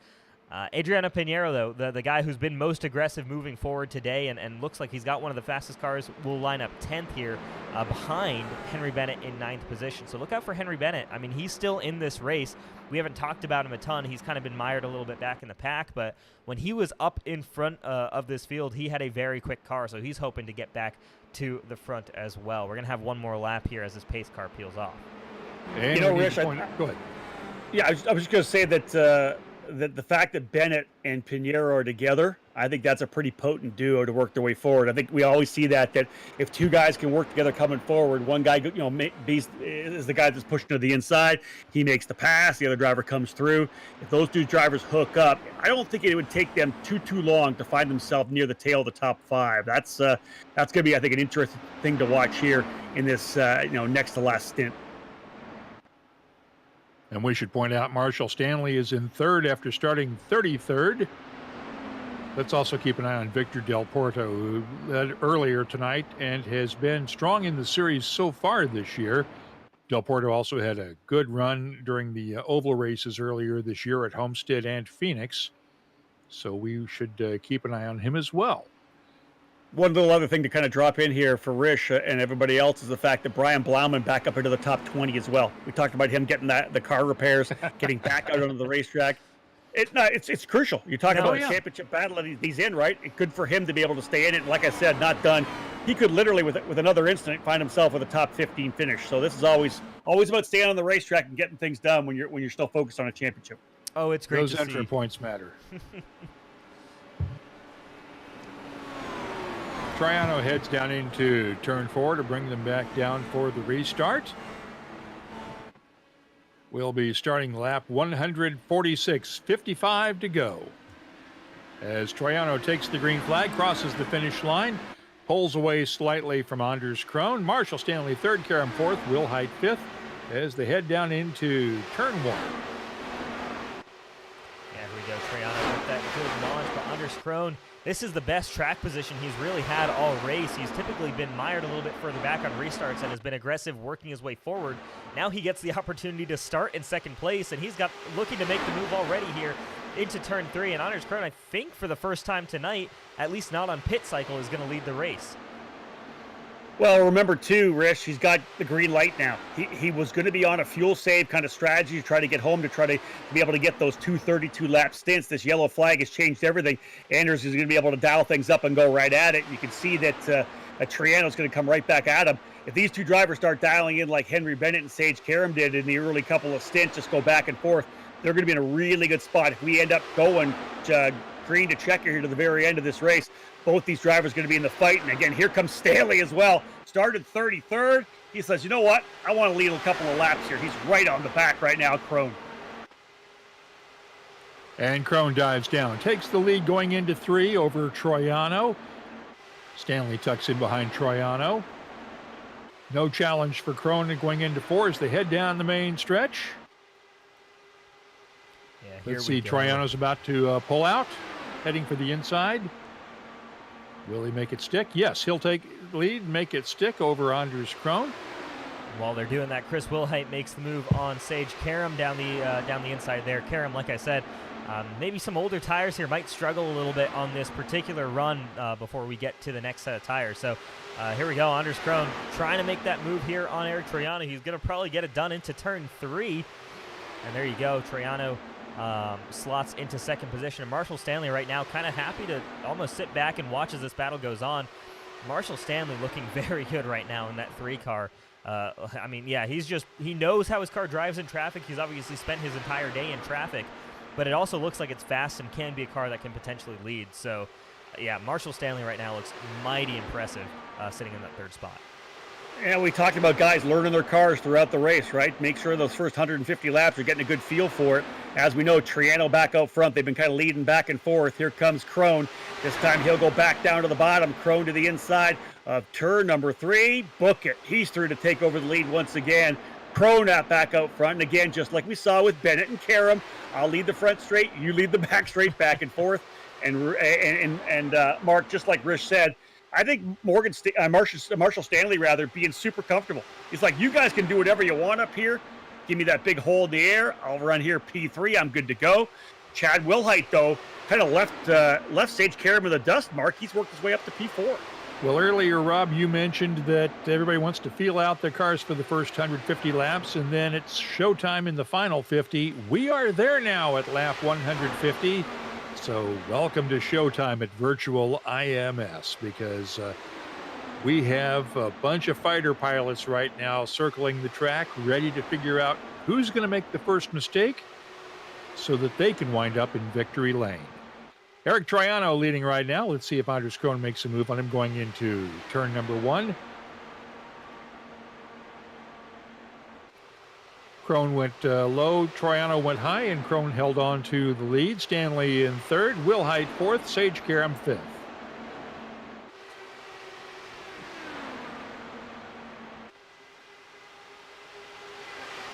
Another move coming down the back straightaway. Troiano, I think, is going to look to the inside. Indeed, he does. Troiano down to the bottom of the racetrack. He'll take that spot. Marshall Stanley thinking about going through as well, but instead, Krohn slotting back into P2. So, overall, just a kind of getting into a groove, I think, the leaders here now. Just making some moves to the inside. Neither driver being defensive down the bottom. This is more like just, you lead one straight away. I'll lead one, like I said. Good way to conserve a bit of fuel still. You never know what's going to happen, how deep you can go in terms of this stint. The longer you go into this stint here, of course, the shorter that pit stop's going to be. And if you take care of the fuel, it may be an even shorter pit stop than some of the guys around you. A lot of times, I don't think people think about how good a short pit stop can be. We'll see what happens with the drivers here right now as Troiano Mark continues to lead. And we also ought to point out that Sage Karam is still holding on to 5th, still doing 200. He's circling at about 210 to 212 at some points, compared to 215 to 216 for a couple of the other drivers on the trap speeds. He's still trying to save that fuel and tires because he has a lot older tires than the rest of the field right now. Yeah, exactly. He's running about 10 lap older tires than everybody else. Yes, some of those were run on caution laps, but still, that is going to make a difference here around the Indianapolis Motor Speedway with just how fast you're going and how quickly you can wear through these tires. So he's doing a good job holding on right now. I'm going to expect we'll see Sage Karam kind of come more alive in the final stint of this race. But right now, if he hangs on to P5, that's, I think, a major success for this particular stint here. Maybe saving himself a couple of extra sets if we have more cautions in the end of the race where he can make a pit stop so that he has fresh tires available to him. Yeah, no doubt, Rich. This is really just a stint for Sage Karam just to get through. Do what I got to do here to get through this stint, get to my pit stop, I'll get fresh tires, and then I can go to work. Right now, just stay out of trouble. And another guy I think deserves probably some props right now, Shane Coogan, started 19th position. He runs P6 right now. There's a guy that could be in the fight for it here as well. P6, a good run, staying out of trouble right now. We know the guys out front getting maybe a little more aggressive. They're going back and forth, but Coogan, again, started deep in the field, has had a good overall day, and gets himself firmly into the top 10 here before our final stop. And we should also point out Craig Forsyth has done a great job in 7th place right now, moving his way up through the pack to be in the, at least in the group shot at the end. We'll see how things shake out. But Troiano is still holding on to about a 0.3 of a second lead over Anders Krohn. Here we go, And Marshall Stanley. Looking to make the move into turn 3. Anders Krohn hanging out on the outside. He likes that outside lane. We know that. And Marshall Stanley not able to get the move done. If anything, that slows down that 3 car more than it did the 47 of Anders Krohn. But Stanley still hanging on there, though Chris Wilhite very much in shot and very much a contender right now for this lead. Guys, how does that play into the other drivers' minds, you think? You know, that, to me, looked like Stanley probably had that pass essentially almost done, but Krohn, able to run that higher groove like he has, it's almost like you've got to be really decisive and almost get, you know, a full half a car length in front of him to be able to hold that spot, because Krohn really just has been able to run that top line and get so much outer run around the outside that coming out of 4 and coming out of 2, you just can't quite get by him. Well, he's also got that experience from running that line the whole race, so he knows he can hold up that second lane out there and make it stick. And Marshall has not been running out there, so he doesn't know about whether he can challenge successfully or not. He doesn't know how far he has to dive underneath. He has to run his line and hope it works. Yeah, it is very Rish, interesting. another spot, yeah. Well, I was just going to say, another spot there for Shane Coogan. Yep, Shane Coogan works his way past Sage Karam, so Karam loses another spot there. He's probably starting to feel the effect of those worn tires now more and more as each lap goes on, because he's getting further into that wear position on or through that wear on those tires, while everybody else still has some pace, and then they haven't really hit that cliff necessarily that you might typically see the drop off in pace at. But yeah, I mean, Marshall Stanley right now, he has to be, when he makes a move, he has to make it really quickly to the inside, but we've got a caution out on the racetrack, and it's the 10 car of Jared Rexing, who was looking so good earlier on in this event. He's going to fall back. Not too much damage on this car, but we'll take a look and see what caused this caution to come out. And Sage Karam is going, thank you, thank you. Well, how does this change the strategy of the race? Because running now lap 158, it's going to be very interesting. Yes. You're going to have to fuel save a lot to make it to the end here if we stay green. It is just, oh, wow, a big snap to the inside. Wow. Keeps it off the wall. But, man, oh, man, that could have been very bad for Jared Rexing, and thankfully not too many guys behind him to hit that 10 car. Big snap of oversteer there in turn 4. But, yeah, lap 158 of 200, a long way to go left. You can't really have you're not going to get a full fuel stint, I think, here. You've got to pit one more time after this caution. Yeah, well, and what this kind of throws in there, though, we know the leaders, right, are going to come in one more time. They're very likely going to go to, maybe lap 170, 175, something like that before they come into pit lane. If you're struggling like Sage Karam with, 22 drivers on the racetrack right now, knowing that you're going to have one more stop anyways, if you go back to green, he's going to have to stop anyways. Does he pull into the pits, put fresh rubber on, try to work his way back forward, and then make another stop, or does he hold on to where he is right now? I think this is going to be, I think some guys are rolling. Yeah, there you go. How about 5 guys rolling the dice right now? We'll see how many guys come into pit lane, but not surprised to see some of these guys. Yeah. He's pitting. Marshall Anders Stanley Krohn stays out. Yep. Henry Bennett stays out. Not surprised at all that Crone stayed out at all. And Stefan Stefan Wilson is staying out. Yeah, I think that it's doesn't just those surprise three. me. Yeah, as it stands right now, just 3 guys staying out on the racetrack, I'm pretty sure. So that's going to be pretty significant here. Sage Karam obviously needed to come down pit road. We saw how bad those tires were on that 24 car and how, he was struggling a little bit with it. But yeah, Crone, Bennett, and Wilson, the only guys to stay out on the racetrack right now. They've got 20-lap old tires, or 20-lap older tires than everybody else in the field right now. So that's going to be very interesting to see how that balance is, on the racetrack, because Eric Troiano is going to be restarting in 4th with fresh tires. That's always tough, right? When you're the leader, do you pit? Do you not pit? If you pit, they may stay out, right? For track position, it's always tough, especially the first, second, and third guys. You just never really want to give up track position. I think Crone knows how good his car is. So does Bennett. I don't think he pushed that hard over that stint. Neither did Stefan Wilson. If they're able to get good, let's say 10, because we're going to go a couple laps under the yellow here right now. So if they're able to get, a good 10 laps, get into the maybe 170, 175, something like that before they make their final pit stop, that may be the call. It all depends on how well that car feels with the time they have on the tires already, Mark. It's going to be interesting to watch this because Bennett has now moved up. You've got Anders Crone, Bennett, Wilson, Troiano, Stanley. They've all done really well so far tonight, running up near the front, along with Sage Karam, who's managed to still hold on to 8th place despite having to make that pit stop and losing stops at the losing positions heading into the yellow. It's going to be, I don't know how we do the math on this one to get these guys. They're not going to get here all the way from this point to the end under green without having one more stop. It's going to be interesting to watch, and I can't wait to see what happens. I think the key, Rish, and you can obviously comment on this. You've called a number of these races, these 500 milers. They knew they had one more stop coming for sure. Let's get fresh rubber. And you said Sage Karam, I think he's going to line up 8th here going. He'll be able to work his way forward. The longer he goes into his stint, the shorter that final stop's going to be, right? The quicker it's going to be to get back out. If we go green all the way to the end, I think the guys that just came into pit are going to be in a really good shape to try to go for a race win here. Yeah, well, what we're seeing here is that it's Anders Crone, Henry Bennett, and Stefan Wilson have just gambled on another caution happening is realistically what they need here. The rest of these guys can come in for, a 3-second splash, I think, to realistically make it to the end of this race. Don't even have to take, probably would want to take tires, if anything, but, with how these cars are. But, yeah, I mean, with, Anders Crone, Henry Bennett, Stefan Wilson, they have to run, 2 proper stints here. They're going to run their fuel tank out pretty close to twice here. They might have a little bit of reserve on that final stint here, but yeah, unlike everybody else who has to come in for a splash, these guys have to come in for full services on their 1 pit stop left. So if it stays green all the way, Crone, Bennett, and Wilson are going to lose out on a lot of time.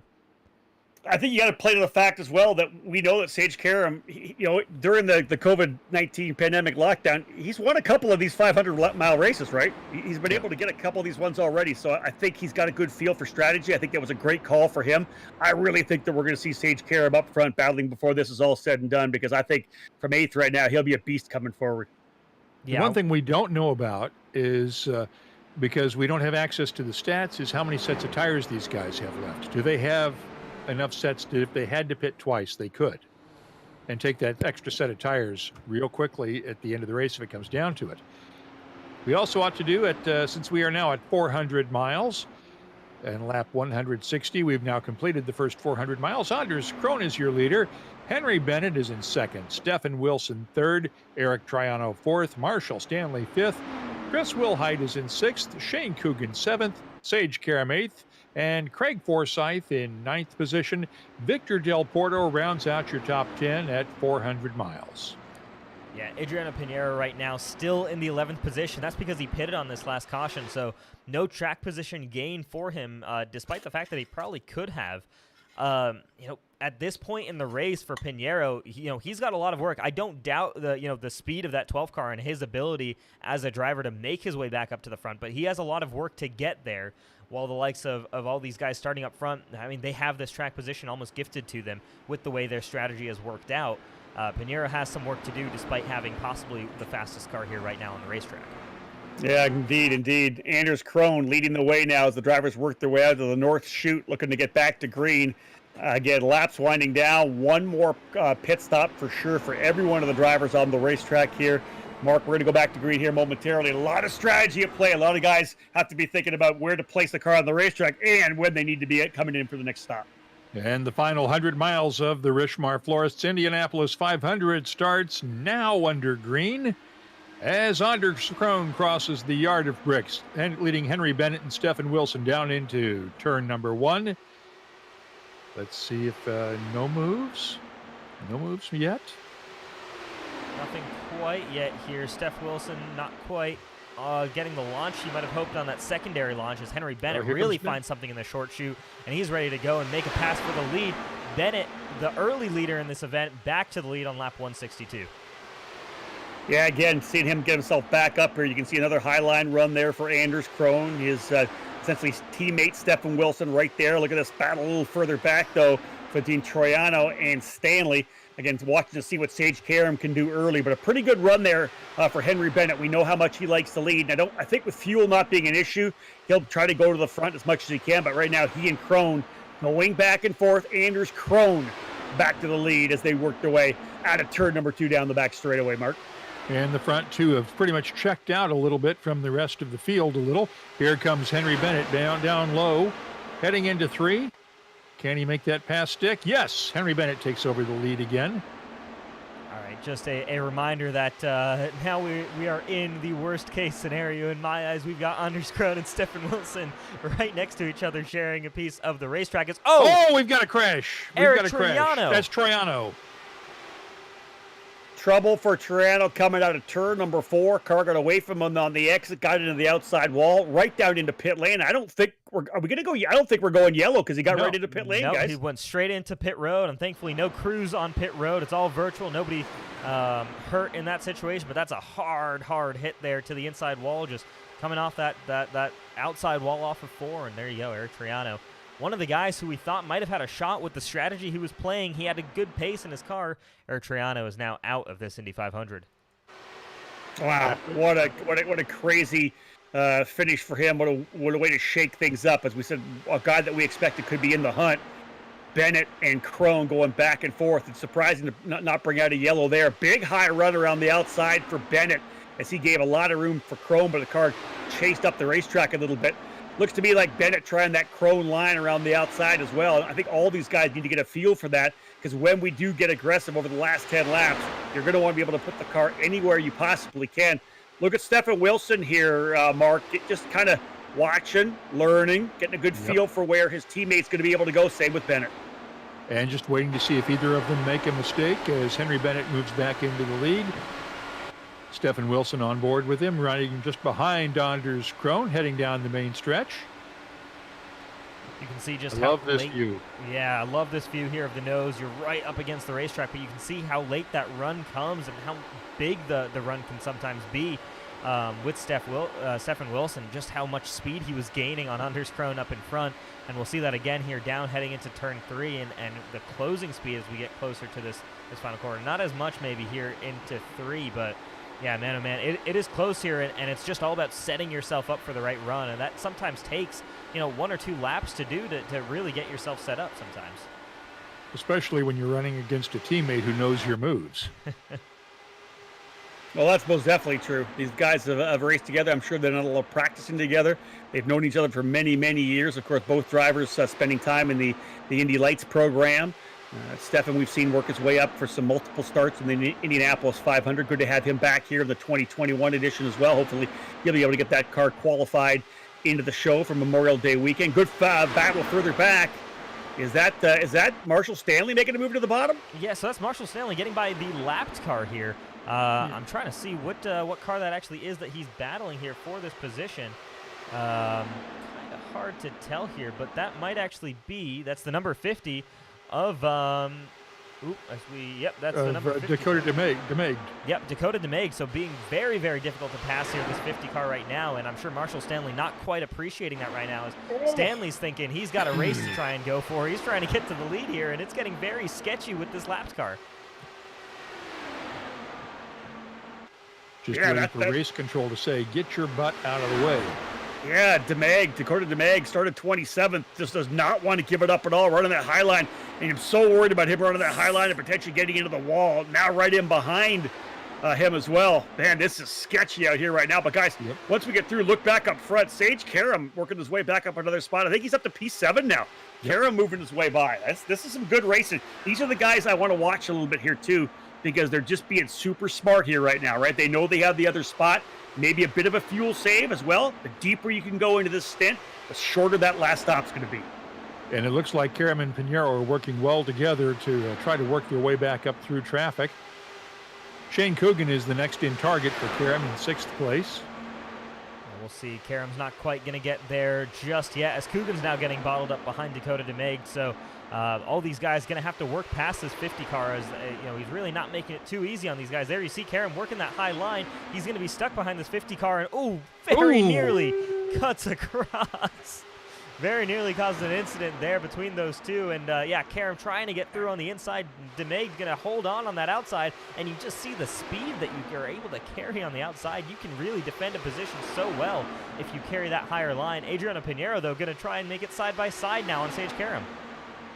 You hate to see this right now, but DeMag not wanting to give it up could be a game changer for a number of these drivers. Look at both Pinheiro and Karam getting mired back here, not able to get the run. Here goes Karam around the outside now. So the lap car of DeMag really wreaking havoc in both the strategy plays of Pinheiro and that of Sage Karam. We saw the issue that Marshall Stanley had with him as well. This is tough for these drivers, and you got to keep the mindset, because they're probably getting frustrated, right? How did I not get by a lap car? Let me by. And you got to stay focused. When you start getting frustrated, that's when you can make mistakes. And Dakota DeMag is not making many friends tonight. Let's just put it that way. No, he's not going to be invited to many Memorial Day barbecues in the racing with this performance. Yeah, Dakota, one of the one-off drivers for tonight, I believe. Doesn't run the regular season with us, so not used to racing around these guys. I think. I mean, generally in racing as a whole, there is that unspoken rule. As Nick DeGroot, I think, further back hits pit road. But there's that unspoken rule that, especially when you get down to lap 170 of 200, if you're a lapped car, you should probably be getting out of the way. It's not like he's fighting to stay on the lead lap here. Dakota DeMag, as it stands, is the first car a lap down, but he's a long way back from the leader, who's lapped in Henry Bennett. Is Pinheiro whipping and weaving through there. I think that was DeGroot. I think it was just coming out after the pit stop, right? Yeah. I thought he was dodging. No, that was Pinheiro right behind Karam. No, but it was Pinheiro went to the bottom of the racetrack, and it was DeGroot. I think it just came out of the pit stop. That's why he had to get out of the way of there. Okay. I believe. Yeah. Well, we've got some cars. Henry Bennett, though, guys, still leading the way. Here we go. Sage Karam, though, on pit road. So there we go. This is where it begins. Anders Krohn as well, just in front of Sage Karam, hitting pit road. So these guys have said, this is our window. We're going to make it down here. So yeah, time to go racing now, I think. Final stops, both Sage Karam and Anders Krohn into pit lane. Henry Bennett still the leader. Stefan Wilson runs second. Marshall Stanley in third. Chad Wilhite in fourth. And Shane Coogan rounding out the top five. This is when it starts getting exciting, Mark. The guys are making their bid for it, right? Another driver coming into pit lane. That'll be Henry Bennett. So a bunch of the leaders coming in. Final stop for this edition of the Indianapolis 500. And Stefan Wilson takes over the lead now when Henry Bennett moves into the pits. Marshall Stanley is in second. Wilhite third. Coogan fourth. Pinheiro moves up to fifth place now. Sage Karam is all the way back in 13th after his pit stop, along with Anders Krohn. This may be the position Stefan Wilson really wants to be in right now, where he's controlling the entire destiny of the race from out in front. But remember, he still has one more pit stop to make. Yeah, the only thing the issue is a lot of guys, Davey Hamilton always talks about trying to get in the front of a pit window. If a yellow were to come out right now, the guys at the pit would be in a really good position, right? Because then potentially when they went back, you'd have Stefan having to pit under green. So Stefan's going to go as deep as he can here, but you're rolling the dice with every lap. A yellow flag would change everything. Wilson's in the pit now, along with Wilhite. Yeah, here we Marshall go. Stanley is now leading after starting 33rd. Stanley leading for the first time today. Shane Coogan in second. Pinheiro is up to third now. What a drive this has been by Marshall Stanley here. We're we're getting ready to see these guys come down pit road. Pinheiro just put in the fastest lap of the race, so there's a lot of speed in these cars right now still, despite the fact that they're pretty late in this run. But, yeah, I mean, that's probably why. I mean, it's actually only about 15 laps or so in this run for most of these guys. And, yeah, you've still got a lot of speed. The fuel's burning off. Pinheiro makes the move for second now on Shane Coogan. This is before we've cycled through completely, but Pinheiro is coming. Marshall Stanley was a top 3 driver before pit cycles. Adriano Pinheiro trying to make sure he's in that fight for the race win at the end of this. Yeah, I think we're seeing a lot of the guys realize let's get in the front of the window here. Let's get in. Let's get that final stop done. I want to get it done because a yellow flag would put them all behind the 8 ball. Everybody still on the racetrack would have to pit eventually under either the next yellow or under green. That will take them essentially out of contention. The guys that have come into the pit stop, wisely making the moves, Bennett, Crone, Wilson, Karam, Wilhite, all into the pit lane already. They're further back just inside the top 10. This is going to play out very excitedly right now because last stops are coming. And from there, just dial things in and go to the checker. And hope you don't get stuck behind DeMeg coming out of the pits. And that. Yeah, no kidding, man. It's yeah, that's certainly going to be an interesting thing strategy-wise. But here we go, Pinheiro looking to the outside on Marshall Stanley through turn 3. We know this line works, and there you see just how. Oh! Oh! We've got a spinning spin in front of Pinheiro, and he stays was out. that on the Karam racetrack. spinning? Who was that Was spinning? that? Is that Karam spinning? That's Karam. That might be Sage Karam That going around, was as we said. Sage Yep, that's Karam. Karam. Guys, Sage Karam, who had played it so perfectly, out on cold tires, and around he goes. We'll try to get the replay racked up here on the EKN race, ERN Elite Race Network, iRace Online replay. This is crazy, guys, to see this happen. A yellow flag as well, and this is not going to play in for anybody staying out. No, there's no yellow. They're staying green. There's no yellow. Unbelievable. Oh, that was very close, and you saw Adriano Pinheiro nearly hit the wall out of 3 and then has to check up for this. So that was ridiculous just how that all played out. And, yeah, because it happened here to the inside of the racetrack, not on the racing line, no caution comes out. Sage Karam's day is over. Wow. Chris, you had mentioned that, but you had mentioned that before, depending on the car's position, staying green. So everybody, a couple of these guys, Marshall Stanley literally just dodged a bullet. Had that gone yellow, he would have been done. This is crazy for Stanley. They have to dive into pit road now. He must have seen that and been like, I am in the absolute danger zone right now. If a guy like Sage Karam just spun it off of turn 4 there, like, I've got to come down pit road right now. These cars are sketchy right now. There's going to be a caution here potentially soon. No, he stays out. He's staying out. He's rolling the dice on potentially getting that shorter stop, I have to believe, right? Because otherwise he'd be down here for sure. We've already lost one of our race contenders, no doubt about it, Sage Karam, the issue coming out of turn number 4. But I think Stanley's trying to hedge the bet a little bit. If they go green, we don't go yellow, and he's able to get that short stop, he's going to find himself back out front. Especially if we go green to the end. If we go green to the end, he and Coogan have a possibility to come right back out with the outright lead. And all I can think about is AJ Foyt going, that damn Coogan. Sorry. I still remember the 82 race. Oh, man. This race is turning, I mean, it every single time we think we have an idea as to what's going on in this race and in terms of who might have the advantage, it's turned on its head immediately after. So, okay, we have a DeMeg alert. I'm sorry, DeMeg coming out of the pits. Watch them, and the 2 leaders are ahead of him. Good for them. Stanley's going to go back to the bottom of the racetrack again to take the lead. They've been able to get away from the DeMeg, so good stop there. But this is going to get really interesting, guys. Watch the other guys that are coming up. Henry Bennett running in 7th right now. Andrews Crone 8th. Stephen Wilson 9th. Wilhite in 10th. Pinheiro in 11th. These guys are in pretty good place right now to continue working their way forward. There's still stops to come. We're going to have ourselves a heck of a race at the end. It's getting close. We're getting down to lap 182. This time by, we'll complete 182. Yeah, Charles Teed right now running in the 6th position. I mean, Jared Rexing, we saw him. He caused a caution earlier on. Didn't hit a wall, but he's back up into 5th position, running the same strategy that we've got Marshall Stanley, Shane Coogan, Victor Del Porto, Thomas Geisler, all of these guys on that same one. Charles Teed as well. So the top 6 right now in your order, all in that same strategy, just running it, basically running this particular tank dry here and then coming in for, you know, a 3-second pit stop, you're probably not going to change tires either. Yeah, I'll give it up to both Coogan and Stanley. This takes nerves of steel because they are just rolling the dice that we don't go yellow. And if we do, again, their day is essentially done because they'd either pit on the green or pull back in. This is going to be a crazy finish. Stanley and Coogan still battling it out down the back straightaway, Mark. They're fighting like it's the last couple of laps here. Oh, and yeah. they need to be taking care of each other right now. Yeah, they're going side by side when running front and back would be so much better aerodynamically and help them save their fuel just a little bit. But Coogan is still holding a lead over Stanley. They're not pitting this time by either. And Victor Del Porto is lurking in the distance for if these guys run short on fuel. Yeah, the big thing they also have to watch out for, though, is running side by side is slowing yourself down over the course of a lap. There's still a group of guys who are still, it's not just these guys out on the racetrack.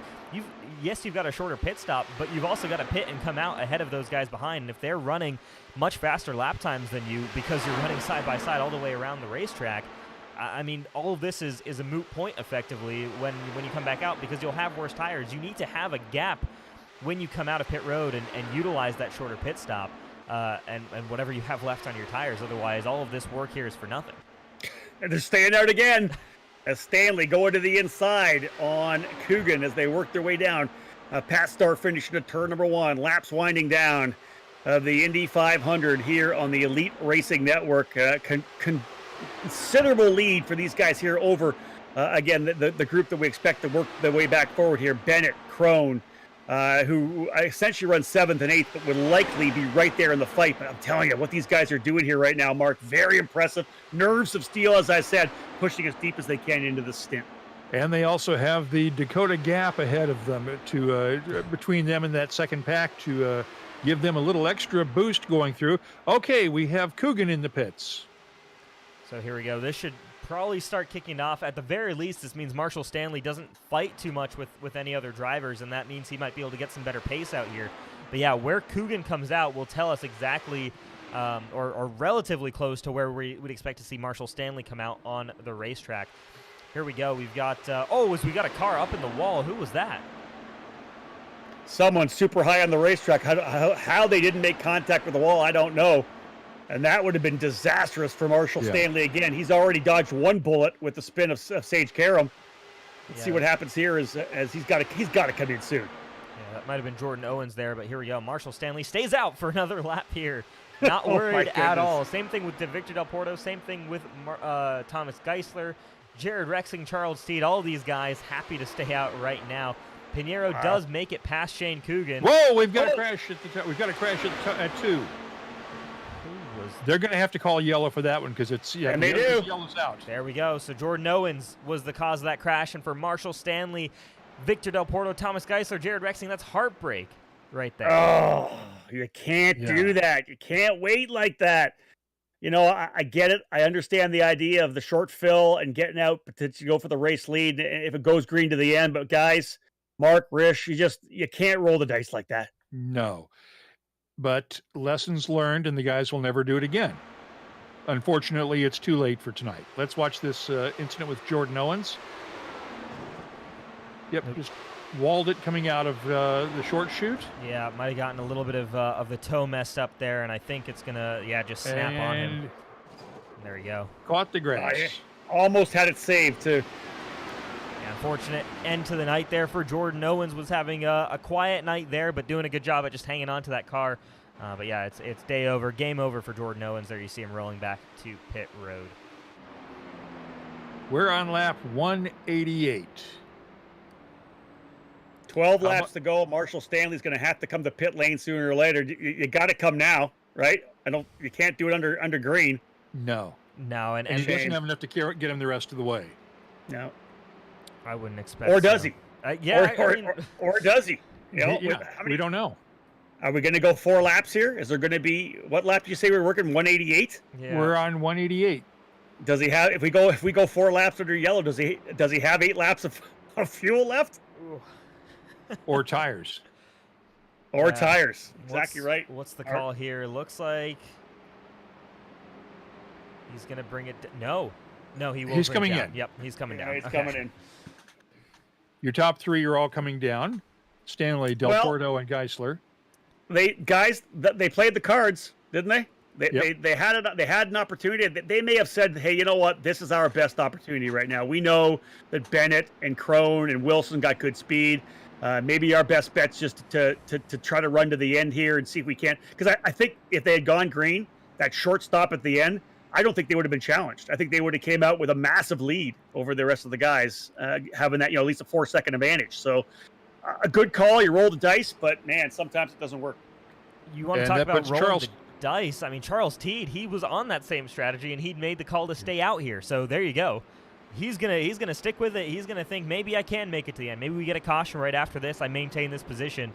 Yeah, but look who's behind him. Rich, look who's behind him. Oh, I'm aware. I'm very aware. I think for Charles Teed, for this to work, we've got to have guys crashing on like the next 2 restarts, right? Yeah, at the exactly. beginning. Because he is Exactly going to right. get blown out of the water as soon as the green flag drops when Pinheiro and Bennett get up to speed. I was going to say, look at the next 4 cars behind him: Pinheiro, Bennett, Crone, Wilson. A Yeah. lot of strong cars right there in that top 5. Oh my goodness, Charles T. I like it, man. Roll the There's dice. blood in the water here, and it's Charles T. He just Started 17th, and you know what? He's going to lead a couple of laps here under yellow. No, that's awesome for Charles. I Yes. love to see a different strategy being played. That's always great to see. If you don't have maybe the 1 lap pace or just the pace over the course of a run to beat somebody, use strategy to your advantage. Use your brains to your advantage. You don't just have to be the fastest car out on the racetrack to win a race. So I like trying different things. That's really cool. I don't quite think this is going to work for Charles Teed, but I love the call here late in the race with 10 to go. Stay out. Why not? Hey, what did Mark say earlier? Cautions breed cautions. Let's say we go into turn 1. He leads down the back straightaway. We have a wreck. Another four laps under yellow. Another one. He rolls across the line as the winner. It's another strategy call here. Potentially, he thought that would be his only opportunity to win here. at the very least, we might want to consider giving him the K&P Paint Job of the Race Award. That's a nice, bright car. Yeah, definitely a fan of it. Lots of different colors here on this one for Charles Teed. It's a good-looking race car. I'm certainly a fan of this one so far. I'd be willing to give him the graphics of the Race Award, so at least it's a consolation prize if he runs out of fuel. But there you go. I'm all right with that. Yeah, let's do that then. So then Charles Teed, then the K&P Graphics Paint of the Race here for the Indy 500, presented by Richmar Florist. Good-looking dark horse racing car right there. Gonna of lead course, a couple we say all laps. this kiddingly. I mean, it's we're not trying to put anybody down for anything except when they don't move over for lapped traffic. But Hey, listen, Mark, I'm serious. I like the call.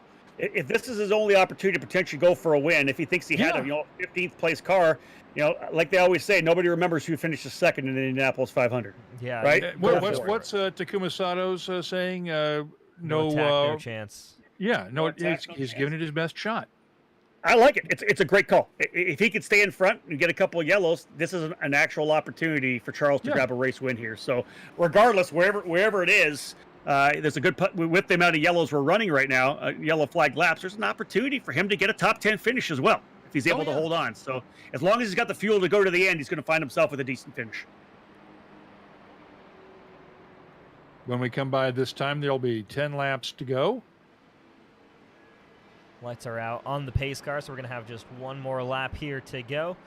Pace car is going to peel off, and we're going to get ready to go back to green flag racing here. It's going to be just crazy, I think, these final 10 laps here. You've got everybody packed up tightly together.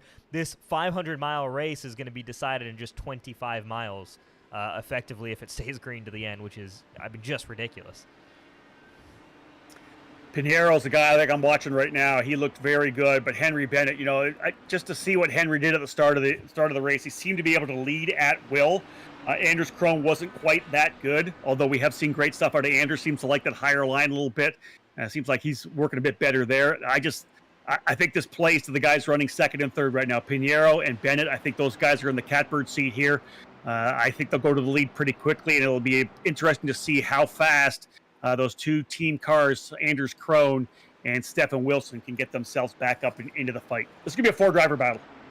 And remember, Krone has been able to make those higher moves in the turns than most of the other drivers have. That may help him when it comes to trying to make a pass for the lead or for position. So let's keep that in mind. As we come down entering turn 3, Charles Teed brings him down. We will have 9 laps to go, I believe, when we come by this time and take the green flag.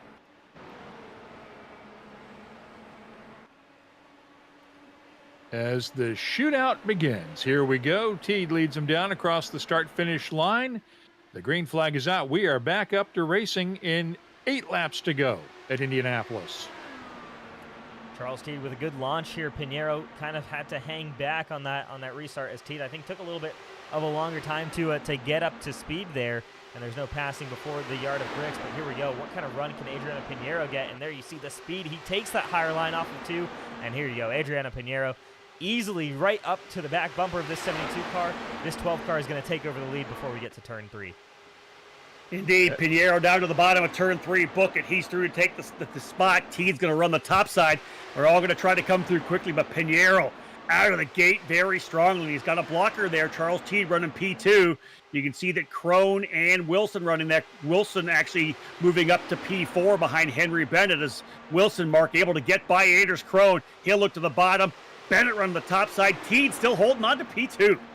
Not for long. Here comes the feeding frenzy as they head down the back stretch. Look for Bennett to make the move inside, coming down as they head into turn 3. Here you see the defensive move starting all the way to the white line on the inside of the racetrack, trying to break up the draft as much as possible. Teed staying ahead of Henry Bennett right now. Bennett not quite able to make the move. So this is huge for Adriano Pinheiro because Teed is acting as a blocker effectively for him. Henry Bennett, though, I think is going to get the move off the corner if he can get enough of a run here. And he might get just a little bit of some arrow push effectively by Steph Wilson, but they're going to go 3 wide into turn 1. No way. They are. And Steph Wilson comes across with second position after coming in there 4th. Whoa. What an aggressive move there for Stephen Wilson, going 3 wide, as you said, putting Teed to the bottom, keeping him on the bottom of the racetrack as he was, allowed him to make the move. And now a lot of guys getting defensive as they work their way down the back straight. We have to turn number 3. Pinheiro with the lead, laps winding down, single digits to go here in this Indy 500. Pinheiro is the leader. Look at Wilson, though, spooling things up, trying to get back at him again. Henry Bennett to 3rd. It is Crone to 4th, guys. We'll hide up to 5th. This is what we expected. The final laps are going to be thrilling. We're down to just under 5 laps left to go. It's less than a tenth of a second lead for Adriano Pinheiro over Stephen Wilson right now. Lead stretches to about 0.2 of a second as they zoom down the back stretch. Yes. Wilson tucking in. Pinheiro blocking. Oh, here we go all the way to that white line. Stephen Wilson with a more conventional And Wilson racing takes line. the lead. There you go. Wilson with the lead here as we're coming to 5 laps to go. It's going to be Wilson, Pinheiro versus Bennett. Wilson versus Pinheiro versus Bennett here. This 3-way battle right now. Anders Crone has some work to do to catch up to this group, but there's the defensive move, and Pinheiro is going to get him right at the line around the outside in turn 1. I expect Crone to potentially get back into this because these guys are racing hardcore here right now. You can see Pinheiro running the high side. Wilson back down to the bottom. Wilson will be trying to get to the 500 himself. Contact! Pinheiro's into the wall. Coming out of turn number 2. Contact between Pinheiro and Wilson. Pinheiro up into the wall. Will we see yellow or will we go green? Pinheiro is done. Rish, crazy finish here as we still have a number of laps to go, but Wilson leads. Yeah, day over for Adriano Pinheiro, and no caution out on the racetrack, so hard contact with him and Stephen Wilson there off of turn 2, puts Pinheiro up into that outside wall, sends him hard into the inside. Day over for the guy who I think had the fastest race car here tonight. So it's now Stephen Wilson, Henry Bennett, and Anders Crone, the contenders for the win here tonight. And don't count out Chris Wilhite or Craig Forsyth. They're both back in this fight as well. Stephen Wilson was lucky to not have any damage on that contact. Yeah, I agree with you on that one. Wilson knows how to lead, though, that is for sure. And how he was able to get out without any damage at all to the right side of the race car, totally surprising. But, Mark, it's Henry Bennett's turn to get up and get on it. We've watched him reel in a couple of guys here throughout the day.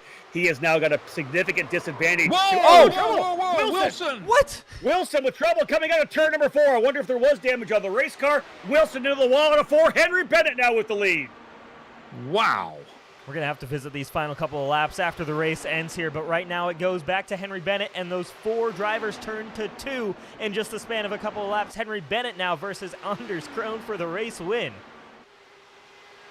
The race that nobody wanted to lead, right? Nobody wanted to Yep. win. A couple of drivers here. Trouble in turn number 2 for Pinheiro. Trouble in turn 4. Potential collateral and residual damage to the car for Stephen Wilson. Looked like it got away from him. Something might have broke coming out of 4. Now it's Henry Bennett, who led the majority of the opening couple of stints battling with Sage Karam. He has the lead, but here comes the Norwegian, the Viking, Anders Krohn, charging right now. 2 laps to go, or is this 1 lap to go? Where are we, boys? 2 laps to go. 2 laps to go. Incredible. Bennett leading into turn 2. A quarter of a second behind Anders Krohn in the 47 car. Krohn's just a little bit too far back right now. He's got to pull something off here to get the run on Henry Bennett. Just not quite able to get it, and I think that's because Bennett's getting the benefit from Charles Teed, the car about to go a lap down here.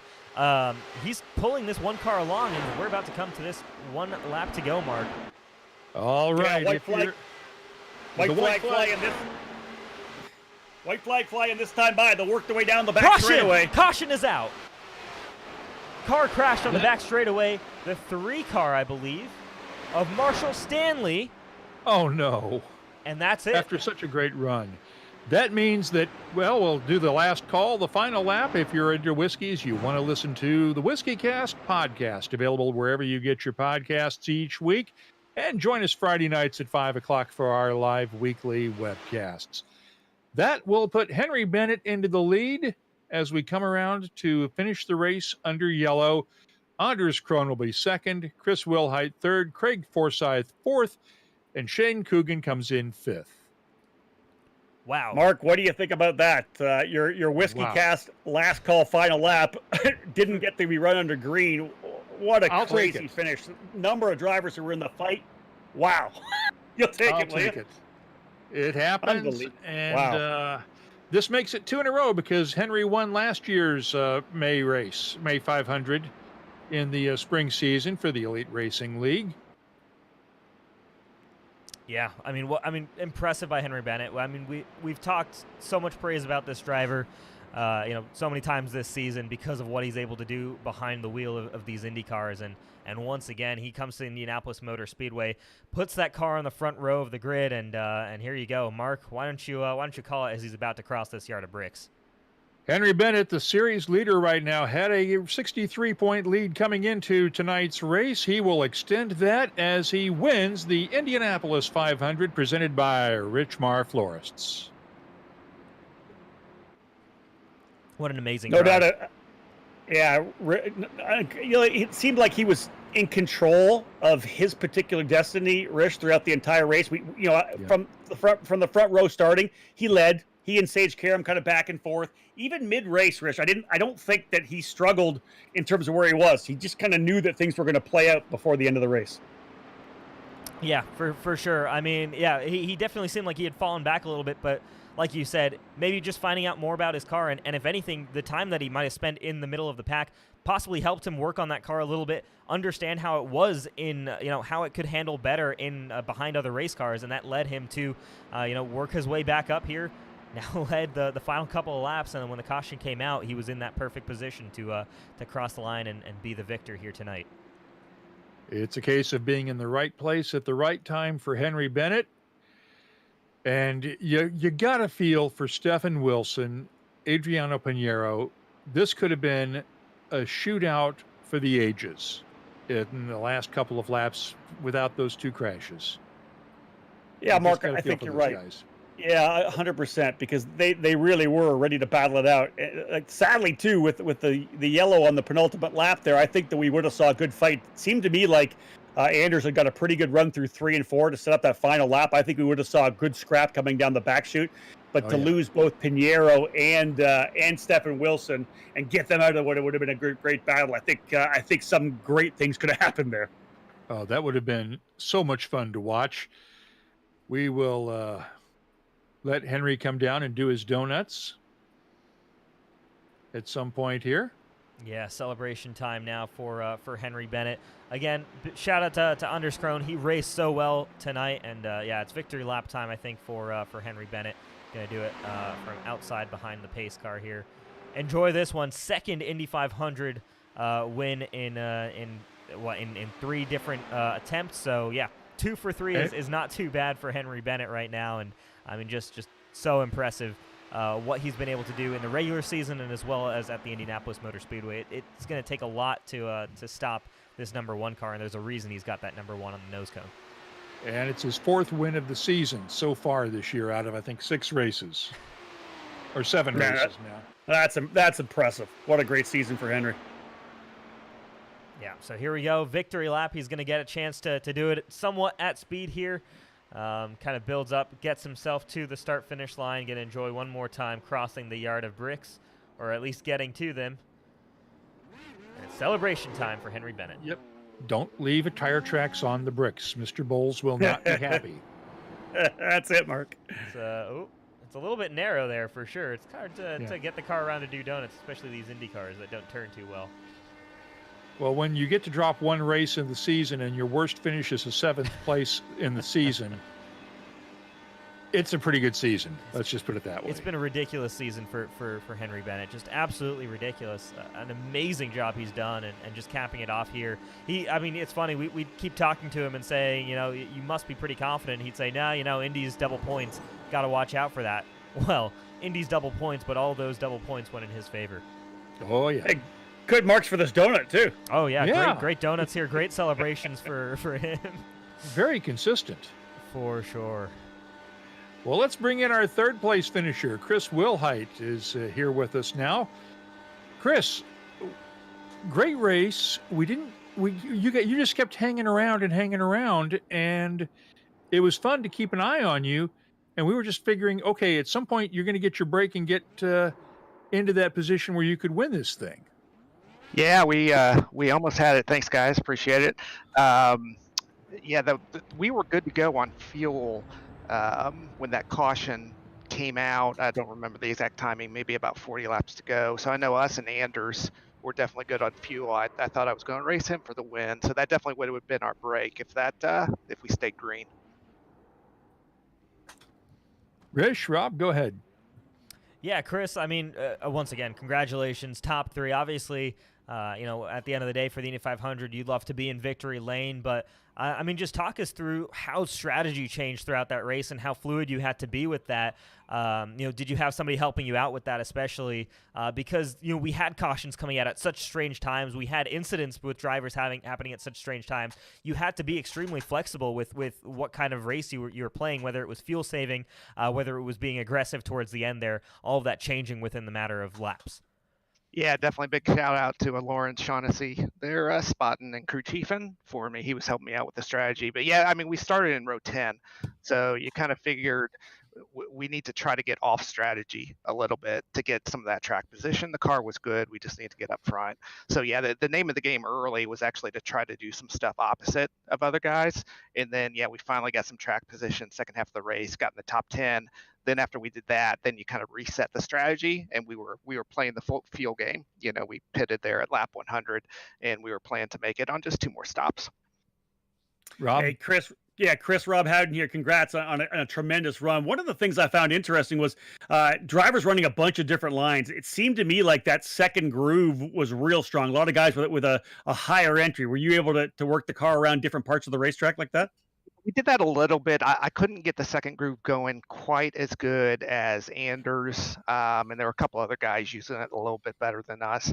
The way this car is right now, it's all about the clean air. And so that's kind of what that second groove was doing for some of those guys. They could hold a little bit more throttle as long as the car in front of them was using the lower groove. And so even though it's a longer way around, you just got more air on the front wing, and that was helping with the grip a little bit. It's just so hard to pass with these cars. Right now, you guys could see it. I mean, there was a little bit of passing there, but it really turned into a bit more of a strategy race. Hey, congrats on an awesome run. Question for you, Chris. Did you happen to get a good view of the incident between Adriano Pinheiro and Stefan Wilson there at the end? See what happened? I saw Adriano get loose and spin down, but Stefan came on the radio and he said he got loose too. So I'm wondering if both guys kind of slid up a little bit. But no, I definitely couldn't see if there was actual contact or anything like that. All right, Chris. Congratulations on a great run tonight. Chris Wilhite, our 3rd place finisher. Let's bring in our runner-up tonight, Anders Krohn. Anders, congratulations on a great run. You're here with Rish and Rob Howden, and I'm Mark Gillespie, and thank you for joining us. Yeah, appreciate it. That was a heck of a race. You were running up high tonight, most of the way around. Well, actually, it's funny. I kind of just took a page out of the Freedom 100 book from my race there in 2011, and it wasn't the quickest way around over a single lap, but I think it just gave me consistency and clean air. So I just kind of committed to that strategy, and it worked out pretty well. But Henry definitely had the better of me. Yeah, Anders, first of all, congratulations on the P2 here. I mean, so strong tonight as a whole. Definitely tried to play things with strategy, and the one thing that stood out to me was your ability to save fuel. I mean, how much were you hoping that would play a factor into the race? Obviously, I think towards the end it wasn't quite where you wanted it to, but you were able to run 2, 3, sometimes even 4 or 5 laps longer than the likes of eventual race winner Henry Bennett. What was the key to getting that much fuel mileage out of the car despite having the pace to fight up front? Well, I think really early on in the race, you're just trying to open up your pit window as much as you can. And so if you save fuel and are able to maintain track position, then all you're doing is you're buying yourself opportunities. So I was really just doing that and trying to make sure that I didn't lose any pace. So I was really just trying to be smooth with the throttle. But yeah, as you said, ultimately the fuel strategy wasn't what gave me the second place finish, but I still think it was a helpful tool to have had things played out a little bit differently. All right, Viking, Howden here. Dude, great run, number one. Two-part question. First and foremost, obviously the issue in front with Pinero and Stefan getting together kind of opened it up for you to battle with Henry. Would you thought have been in the fight otherwise? And on that last lap, it looked to me like you got through 3 and 4 pretty good to start the final circuit. You think you had anything for Henry had it not gone yellow? I don't know if I would have had anything because he had that a little bit of a draft from the lap car ahead of him. So had that not been there, it probably would have been a little bit easier to get a run. But actually, about 4 or 5 laps from the end, when I was running 4th, I think, or 5th, I actually had a bit of contact with the wall in the short chute between 3 and 4. So it just made my car a little bit more understeery. So from that point, I was like, okay, I just need to hang on here and take any opportunity that's presented to me. So unfortunately, that came at the expense of Stefan, who had that unfortunate spin. And then I just said, screw it, I'm going to go flat out on this last lap. And I did. And just it wasn't enough. And then obviously the yellow came out. But let me tell you, man, that was the most fun virtual race I've ever done, and the strategy is exactly how you would normally approach the Indy 500. And you've commented on a number of real Indy 500s. It honestly felt very, very similar. So it was epic. I loved it. Well done, man. Congratulations, Mark. You can take it from there. Well, we got one more question for you, Anders. How did you and Stefan decide on the same livery for tonight? Because that's our running joke, is that if you guys are running the same livery and it comes down to a photo finish, we can't tell either car apart up here. Do you want the long story or the short one? Oh, give us the medium length story. Okay, we need to give this sponsor some love because they're new to the sport. Okay, so it all starts with a near crash at Watkins Glen in 2010 with me almost T-boning him. Then in 2011, he actually T-boning me, and from there we actually built a friendship of hey, we're both idiots, let's be friends. And so from that point, I've been with Stefan kind of every step of the way in his career and helped him out with every IndyCar start and Indy 500 start that he's had. And so, fortunately, I was able to help him put together his Indy 500 deal for this year. And we thought, hey, why not confuse our competitors by running the same livery and at the same time give some extra exposure to Lola Sport? That's going to be Stefan's primary sponsor in the Indy 500 this year. So that is the medium length version, I think. Well, it's a great story, and thank you for helping Stefan out. Those of us who've been following his career for the last several years are glad he's got this deal worked out this week to be in the 500 this year, hopefully. Yeah, I am too, and yeah, he deserves it like nobody else. He works his tail off year round, and it's a shame he hasn't been kind of a regular in the field, but hopefully all that turns around. So no, appreciate you guys hosting this, and this was certainly a lot of fun. So thank you.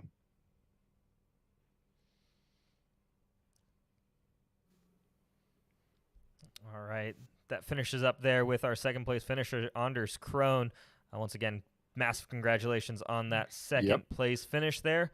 We're going to bring in now, of course, race winner, Henry Bennett. Man, I mean, in the regular season, you can't stop winning races, and then you come to the Indy 500, and in three attempts, you've got 2 race wins. Unbelievable drive, first of all. Congratulations. Just talk us through what you're feeling right now. Yeah, thanks, guys. I feel lucky, to be honest. I mean, my last win a year ago was down to a bit of luck with fuel. I just managed to save a bit more than everyone else. This year, I mean, I was really just letting Stefan and Adriano fight it out, because third car in line, I didn't have much to catch up to them, and because of the championship situation, I didn't want to risk crashing out. And if Adriano won with me crashing out and finishing in the teens, that would have brought him right back in the championship fight. So, I had to play it safe there. But yeah, really unfortunate that they had their mistakes for them. Big fan of both of theirs. Adriano is a great driver. Stefan, a big fan of his.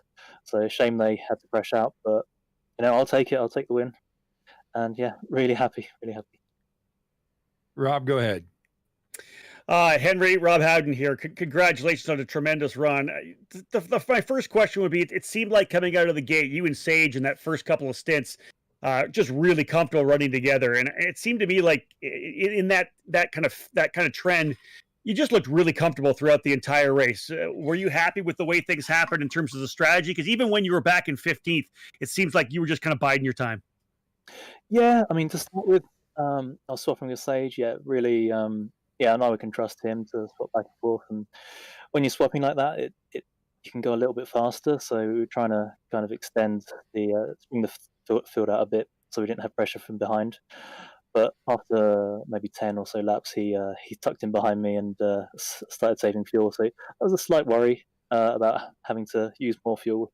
But to be honest, I was happy to click off laps in the lead. I mean, I get a bonus point for getting most laps led, and there's nowhere safer than being out front. Especially when the flag goes yellow with the last lap. But yeah, when I got shuffled back in the pack, I mean, that was always a strategy decision, just counting back from the amount of stops we'll need to complete the race. Knowing that even if you have to pit under green flag with the track as long as Indy, you come out ahead of the leaders, you don't lose a lap. So if a caution does come out, you'll get shuffled back to the front when they have to pit. So it's not a big worry. I mean, it was frustrating that there weren't a lot of on-track passes that could be made without a huge risk. I mean, inside passes were almost impossible to make. Outside passes would have been really risky. So I don't think I made any proper on-track passes, to be honest. I think I made a few when other cars made a mistake or with lap cars, but because it was so difficult to pass, I didn't make any on-track passes. So, yeah, it was all done. Well, I just tell you, Henry, that sounds like the comments of a guy with lots of experience and a guy who understands the strategy of the race. So the bottom line is, you got the job done. Congratulations, well done.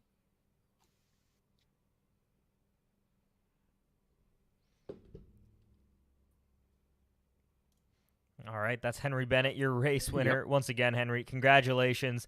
It seems like nothing can quite stop you this season, and it's absolutely deserved to grab your second Indy 500 victory. Enjoy this one. Thanks, guys. And get some rest. We know it's 4 o'clock in the morning over there. Yeah, great drive there. I mean, what a great race as a whole. And we did just get the statistics of this race, and I just want to rattle off a couple of numbers because they're impressive. First of all, just 9 cautions over the course of 200 laps. A little bit high, but very impressive for iRacing especially. I think we've seen some Indy 500s, especially on iRacing. You can have quite a few cautions. They did a really good job keeping it clean. Now we get to the really big numbers. 40 lead changes. And take into account those lead changes are only counted at the start-finish line. Doesn't count what happens, down the back straightaway into turn 3. It only counts if there was a lead change between lap after lap. So massive number of lead changes here today, and 14 different drivers led the race today of the 33 that started. A ridiculous statistic there. Nice. Really cool. Rob, any final thoughts?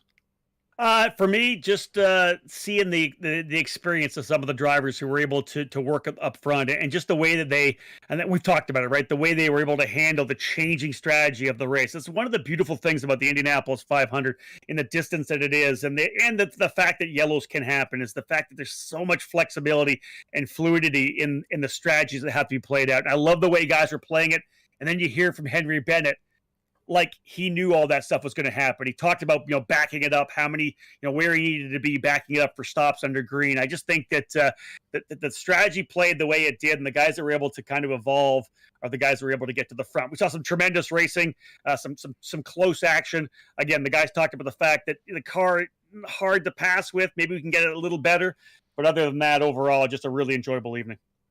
A lot of classy. It was really a classic race. I mean, you couldn't ask for more action than this.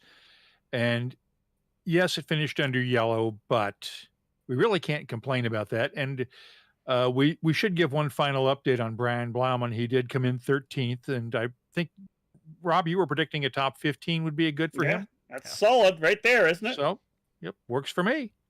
Rish, any final thoughts? Yeah, I mean, just for me, this was my first time calling an Indy 500. I'm not going to lie to you. I was actually a little bit nervous, about, maybe there'd be lulls in the action or something. Because I've seen in the past sometimes what this package what kind of racing it can produce. And sometimes, admittedly, it's not the best on-track action. It's interesting strategy-wise, but, on track, it's not necessarily amazing. But no, I mean, whatever iRacing has done, whatever IndyCar has done to make this package work, whatever the Elite Racing Leagues did to make this setup work, I mean, on-track action was superb. The drivers raced beautifully with each other. Very few, issues, I think, with any drivers on the racetrack. So it was, for me, calling my first 500, this is about as good as it gets. I mean, so much action throughout the race, so many interesting strategies to follow, so many, great storylines throughout this race. And yeah, I'm happy it's over because we've been here for 3.5 hours, but I'm sad that we have to wait 7 months or so until the next one. I would agree with that completely. And yeah, this was my first race to 500 to call too, but something I always dreamed of doing when I was growing up as a kid in Indiana and wanting to go into radio was to be able to call one of these. And yeah, this was fun.